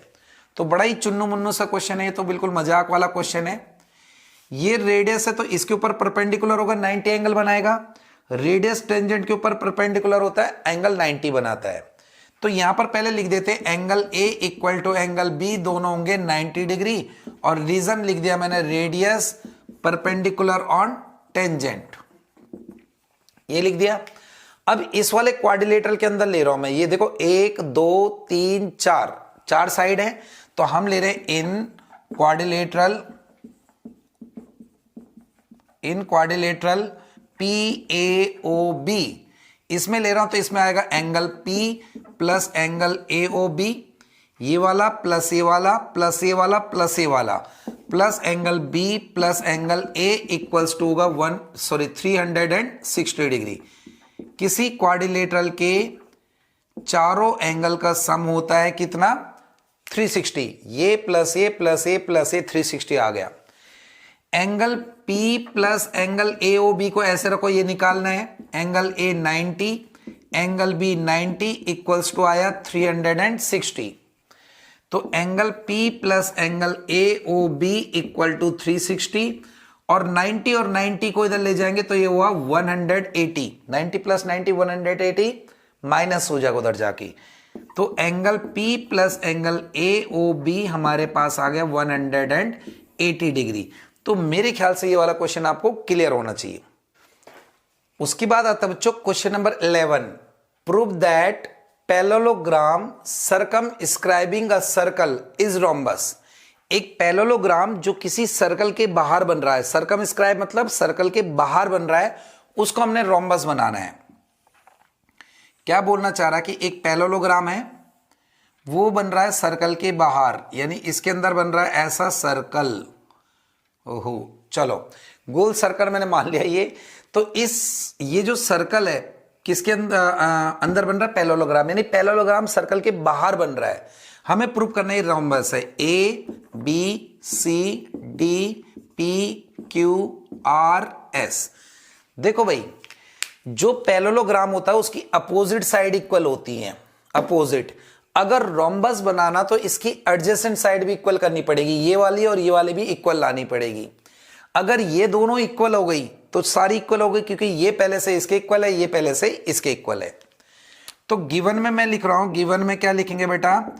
ABCD is a parallelogram. Parallelogram दे रखा है, पैरेललोग्राम दे रखा है, इसका मतलब AB इक्वल्स टू दे रखा है CD, और AD इक्वल्स टू दे रखा है BC, ये दे रखा है। अपोजिट साइड इक्वल है और पैरेलल भी है। टू प्रूव, मेरे को प्रूव क्या करना है? प्रूव करना है कि ABCD इज अ रोम्बस। बच्चों अगर कोई भी पैरेललोग्राम है तो अपोजिट साइड तो पहले से बराबर हो गई। अगर इसकी दो एडजेसेंट साइड इक्वल हो जाती है, ये वाली ABBC या फिर ABAD, कोई सी भी दो एडजेसेंट साइड इक्वल हो जाती है तो वो रोम्बस बन जाता है। क्यों बन जाता है? क्योंकि फिर सारी साइड इक्वल हो जाती है। अगर ये इसके इक्वल हुई तो पहले से इसके इक्वल है, पहले से ये इसके इक्वल है। तो बड़ा सिंपल सा है क्वेश्चन। ये पहले तो वैसे होगा जैसे हमने थोड़ी देर पहले एक क्वेश्चन किया था, उसी टाइप का है। यहां से ले रहा हूं AP, इसका एक क्या है? टेंजेंट है, और AS भी एक टेंजेंट है। तो मैंने लिख दिया AP equal to AS। AP equal to AS एक इक्वेशन, और यहां पर आ गया tangents from same external point, ये आ जाएगा बिल्कुल पहले वाले की तरह। अब इस वाली लाइन को शुरू करा तो इसी को लो, AP इक्वल टू AS, यहां पर आया PB इक्वल टू BQ आ जाएगा। देखो PB, B से लेकर यहां टेंजेंट बन रहा है, और ये B से Q पर टेंजेंट बन रहा है। तो मैं यहां ले सकता हूं PB equals to BQ, equation number 2। ये लाइन ले ली हमने, AP PB दोनों ले ली। अब इधर से चले जाते हैं इस लाइन पे, इसके इक्वल में ये लाते हैं CR इक्वल टू CQ। तो मैंने यहां पे लिया CR equal to CQ। Tangent से देखो C से R और C से Q। ऐसे DR इक्वल टू DS, तो मैंने ले लिया DR equal to DS, equation 4। Add कर दो बेटा। इस टाइप का तो पहले भी किया था, एडिंग 1 2 3 एंड 4, चारों इक्वेशन को मैं ऐड कर रहा हूं। लेफ्ट का लेफ्ट, राइट का राइट, तो आएगा AP plus PB plus CR plus DR। यहां पर आया AS plus BQ plus CQ plus DS। अब AP प्लस PB क्या होगा? AP ये रहा, PB ये रहा। अगर AP और PB को ऐड करेंगे तो पूरा आ जाएगा AB। तो यहां पर आया बेटा AB plus CR plus DR। CR यहां से यहां तक है CR, और DR यहां से यहां तक है DR। CR और DR को ऐड करेंगे तो पूरा आ जाएगा CD। यहां पर देखें बेटा, AS ए रहा और SD ए रहा, तो अगर AS और SD को ऐड करेंगे तो पूरा AD आ जाएगा। AS और SD यानी DS, इनको ऐड करते हैं तो AD। BQ plus CQ, BQ ए रहा, CQ ए रहा, पूरे को ऐड करेंगे तो हमारे पास आएगा BC। यहां तक तो मैंने पहले भी किया था। अब AB और CD इक्वल है, तो मैंने AB की जगह AB रखा और CD की जगह भी AB रख दिया। क्यों? AB और CD इक्वल है। यहां पर AD और BC इक्वल है, तो मैंने AD की जगह AD रखा और BC की जगह भी AD रख दिया। यानी twice of AB equal to twice of AD। 2 से 2 कैंसिल हुआ। क्या आया हमारे पास? हमारे पास आ गया कि जितना AB है ये वाला, उतना ही AD है। अब रोम्बस बन गया। AB ऑलरेडी इसके इक्वल है, ये ऑलरेडी इसके इक्वल है, ये दोनों इक्वल हो गए, यानी चारों साइड इक्वल हो गई। तो मैं लिख सकता हूं therefore AB equal to BC equal to CD equal to DA, और चारों अगर इक्वल आ गई तो हम लिख सकते हैं therefore ABCD is a rhombus. तो मेरे ख्याल से ये वाला क्वेश्चन आपको क्लियर होगा।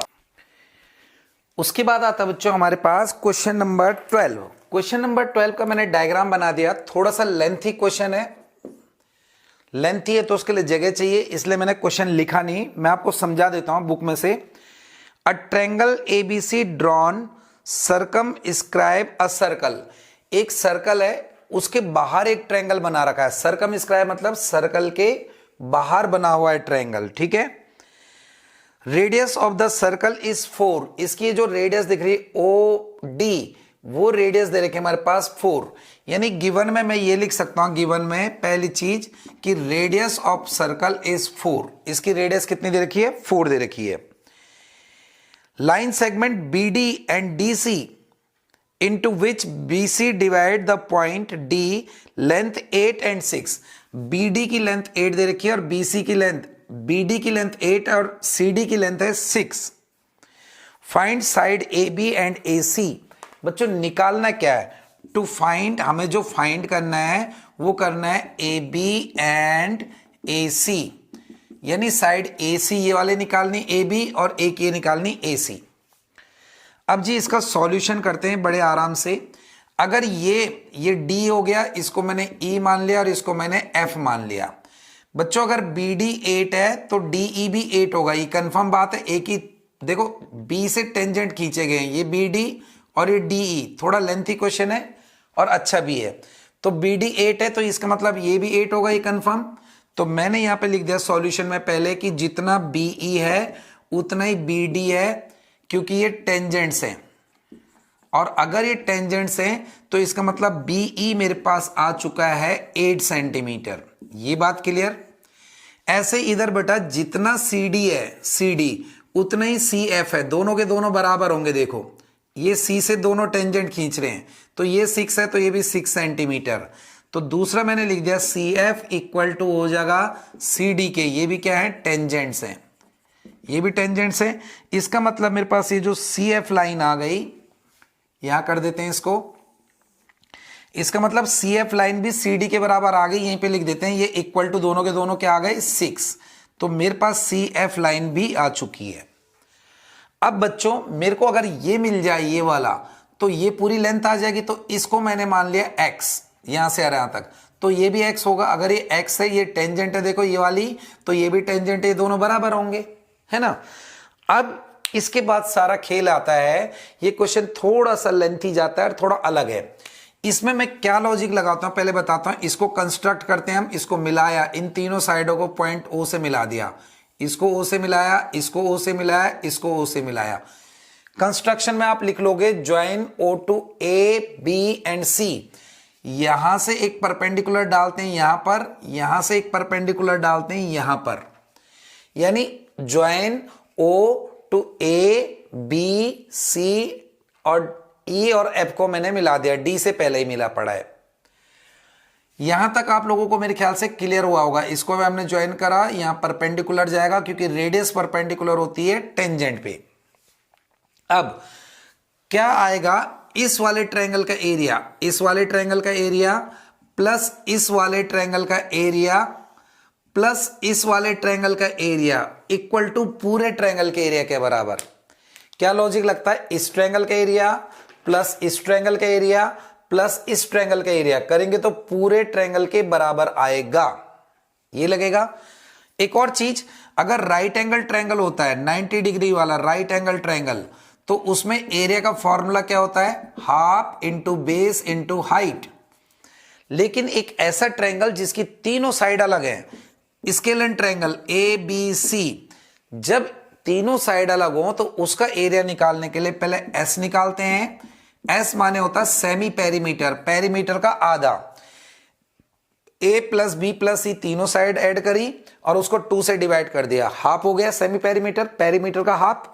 फिर एरिया निकालने का फॉर्मूला आता है बेटा under root S into S minus A, S minus B और एस माइनस सी। तो ये दो फॉर्मूलों से हमें क्वेश्चन करेंगे, ये आपको पहले ही पता है। मैंने आपको बोला हम क्या लॉजिक निकाल रहे हैं, area triangle B O C plus area triangle A O B plus area triangle A O C equal to area triangle A B C. क्या लगाया हमने, बी ओ सी का एरिया, बी ओ सी देखो ये वाला, प्लस ए ओ बी का area इसका plus ए O सी के इसका, तो इसका प्लस इसका पूरे ट्रायंगल का एरिया आ गया।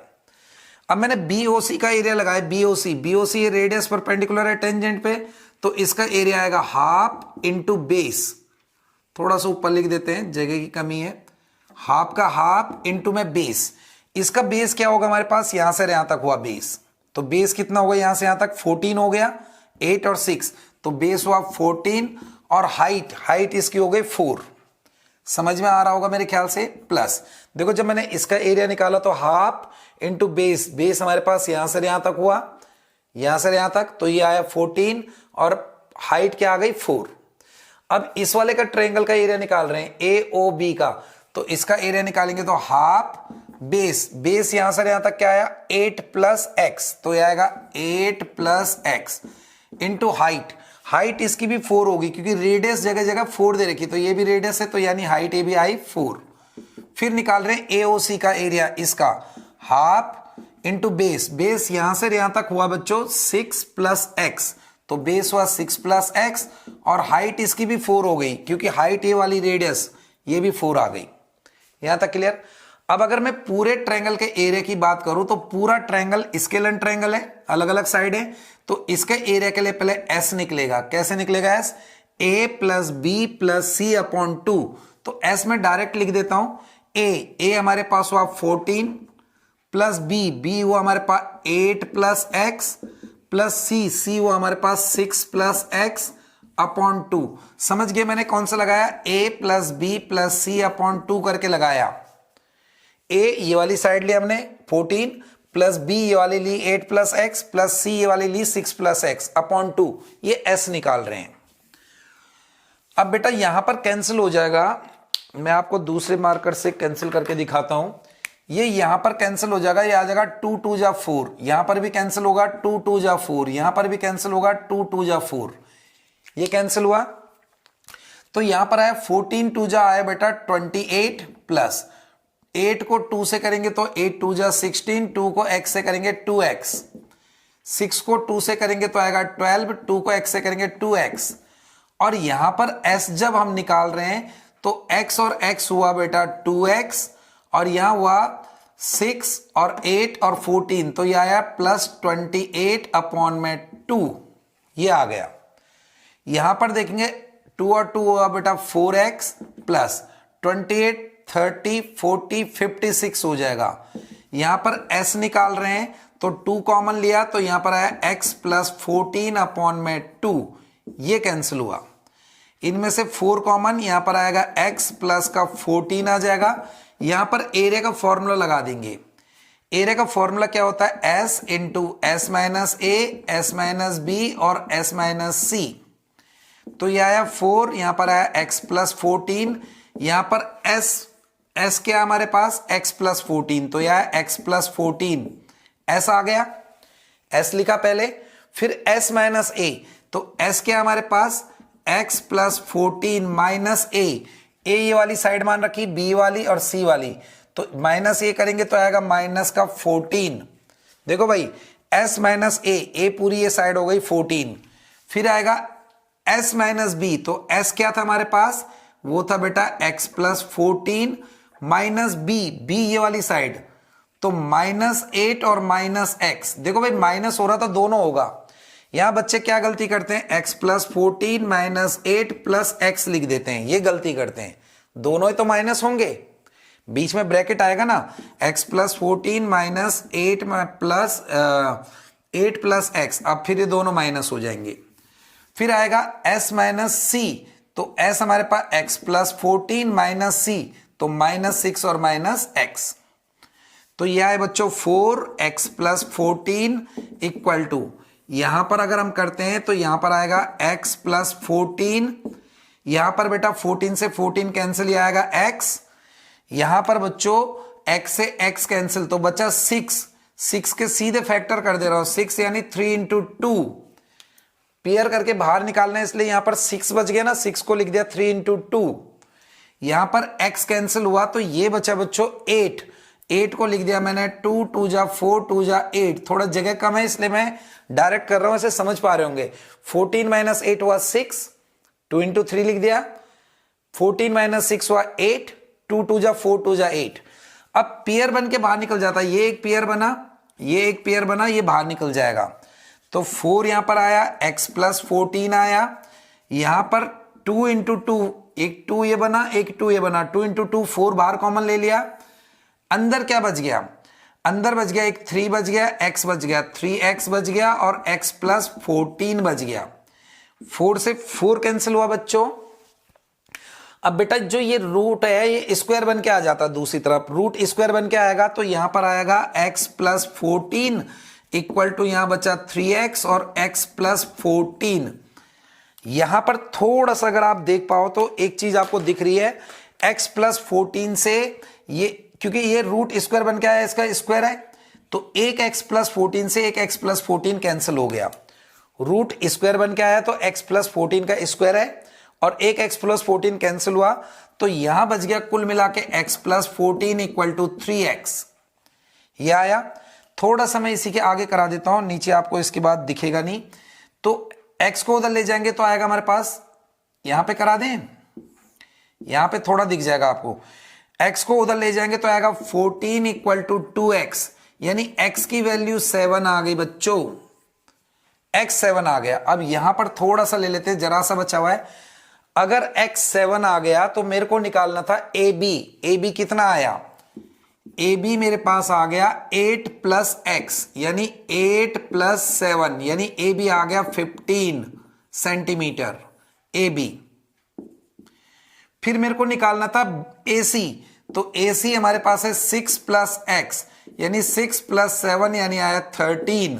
So this is your answer. थोड़ा टफ है, थोड़ा लेंथी है, लेकिन अच्छा क्वेश्चन है।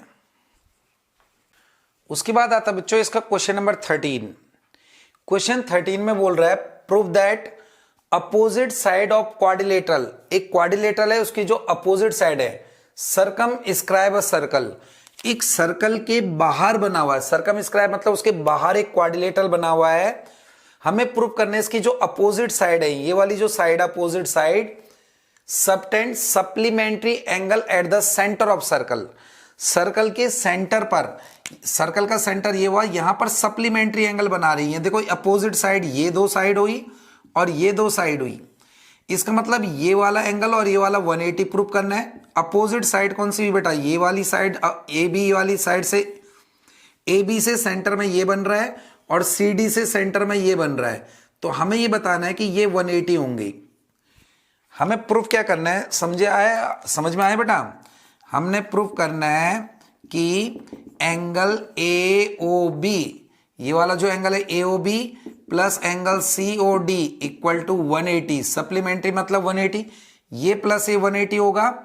इसी हिसाब से एंगल ए ओ डी मतलब ये वाला plus angle B O C equal to B 180 होगा, यानी इन दोनों का सम 180, इन दोनों का सम 180, ये हमने प्रूव करना है। इसमें एक कंस्ट्रक्शन होगी बेटा, कंस्ट्रक्शन क्या होगी कि मैंने इसको इससे ज्वाइन करा, यहां पर माना m, इसको इससे ज्वाइन करा, यहां माना n, इसको इससे ज्वाइन करा, ये आया p, इसको इससे ज्वाइन करा, ये आया q।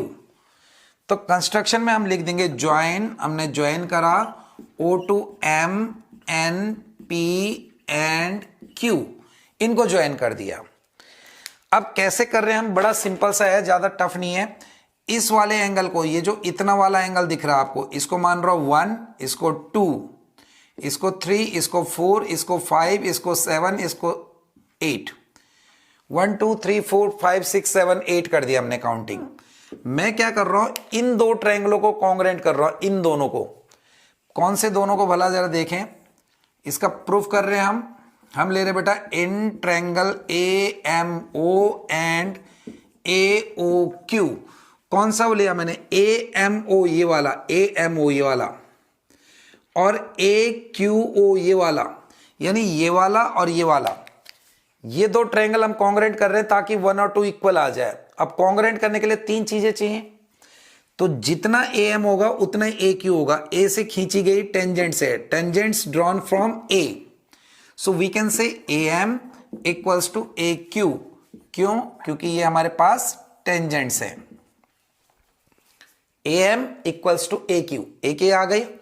दूसरा ए ओ दोनों में आ रहा है, जब इस वाले ट्रायंगल में ले रहे हैं तो भी आ रहा है, इसमें भी आ रहा है तो भी आ रहा है, तो ए ओ इक्वल्स टू ए ओ, जो दोनों में आता है उसको बोलते हैं हम कॉमन, 2 आ गया। तीसरा जितना ओ एम होगा उतना ही ओ क्यू होगा, रेडियस है देखो ओ एम और ओ क्यू, तो हमने यहां पे लिख दिया O M equal to O Q, ये आ गया रेडियस। 3 चीजें इक्वल हो तो ट्रायंगल कॉन्ग्रुएंट होते हैं, तो we can say that triangle A M O congruent होगा triangle A O Q. Rule लगा बाय साइड साइड साइड। जैसे बच्चों 2 ट्रायंगल कॉन्ग्रुएंट होते हैं उनके सारे पार्ट इक्वल, ये ट्रायंगल और ये ट्रायंगल कॉन्ग्रुएंट है तो एंगल 1 और एंगल 2 इक्वल आ जाएगा। तो मैं लिखूंगा therefore angle 1 equal to angle 2, यहां पर आया by C P C T, corresponding parts of congruent triangle. अब इसके बाद हम सिमिलरली से डाल देंगे। सिमिलरली एंगल 1 और 2 इक्वल है तो इधर से 3 और 4 भी इक्वल होगा क्योंकि ये दोनों कॉन्ग्रुएंट होंगे, तो मैंने लिख दिया एंगल 3 इक्वल टू एंगल 4। ऐसे ही अगर 3 और 4 इक्वल है तो 5 और 6 भी इक्वल होगा, एंगल 5 इक्वल टू एंगल 6, ये भी इक्वल हो गया। ऐसे ही angle 7 equal to angle 8, 7 equal to angle 8। भाई ये 2 ट्रायंगल कॉन्ग्रुएंट हुए, ये दोनों एंगल इक्वल, ऐसे ये दोनों कॉन्ग्रुएंट हो गए, ये इक्वल, ये इक्वल, ये इक्वल, यहां तक आ गया। अब इसके बाद बड़ा सिंपल है, angle 1 plus angle 2 plus angle 3 plus angle 4 plus angle 5 plus angle 6 plus angle 7 plus angle 8 मिलाकर होगा 360 कंप्लीट एंगल। 1 2 3 4 5 6 7 8 पूरे सर्कल पर जो एंगल बनता है वो कंप्लीट एंगल होता है 360 का। 1 और 2 इक्वल है, हमें सिर्फ 2 3 और 6 7 से मतलब है, ये और ये लाना हमने 180। तो मैंने यहां पर रख दिया एंगल 1 को रखा, एंगल 1 को लिख दिया 2, 2 को 2 रहने दिया क्योंकि 1 और 2 इक्वल है। 3 को लिया मैंने 3, और बेटा ये 4 को भी 3 लिख दिया क्योंकि 4 और 3 इक्वल है तो 3 लिखा। 5 को लिख दिया मैंने 6, एंगल 5 को लिख दिया 6 और 6 को मैंने 6 रखा। 7 को 7 रखा और 8 को रख दिया 7 इक्वल टू 360। एंगल 1 और एंगल यहां से देखो, यहां से एंगल 2 और 2 हो जाएगा twice of 2 plus twice of 3 plus twice of 6 plus twice of 7 equal to आया 360। इन दोनों में से मैंने 2 कॉमन लिया तो यहां पर आएगा 2 plus angle 3 plus angle 6 plus angle 7, यह है 360। 2 को अपॉन में ले जाएंगे हम तो एंगल 2 प्लस 3 को लिख सकता हूं। देखो 2 प्लस 3 AOB, तो इसका नाम हुआ AOB प्लस यहां पर 6 प्लस 7 हुआ COD, तो यहां पर लिख दिया एंगल COD इक्वल टू 180 आ गया। एंगल 2 प्लस 3 को AOB लिख दिया, 6 प्लस 7 को COD इक्वल टू 180, यही हमें प्रूव करना था। कैसे भाई? देखो 2 प्लस 3 ये वाला AOB, 6 प्लस 7 वाला COD, ये 180 आ गया। यहां तक क्लियर होगा। अब 2 और लाने, ये और ये, तो ये आसानी से आ जाएंगे। कैसे? AOB प्लस COD प्लस ये वाला AOD प्लस ये वाला एंगल BOC, ये होगा 360। ये वाला प्लस ये वाला प्लस ये वाला प्लस ये वाला 360 होगा, अपोजिट साइड वाला इसने यहां पर ये बनाया।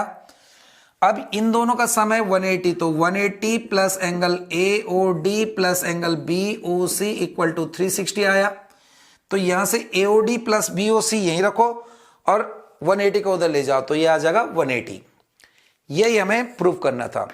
तो आई होप आपको ये सर्कल वाला चैप्टर समझ में आया होगा। इसको बड़े अच्छे से करना है। नेक्स्ट वीडियो में मैं इसके सर्कल के एग्जाम्पल सेकंड और थर्ड एग्जाम्पल मोस्ट इंपॉर्टेंट है वो लाऊंगा और इंपॉर्टेंट एक्स्ट्रा क्वेश्चन लाऊंगा। तो बने रहें, चैनल को सब्सक्राइब करें, लाइक शेयर जरूर करें। Thank you very much.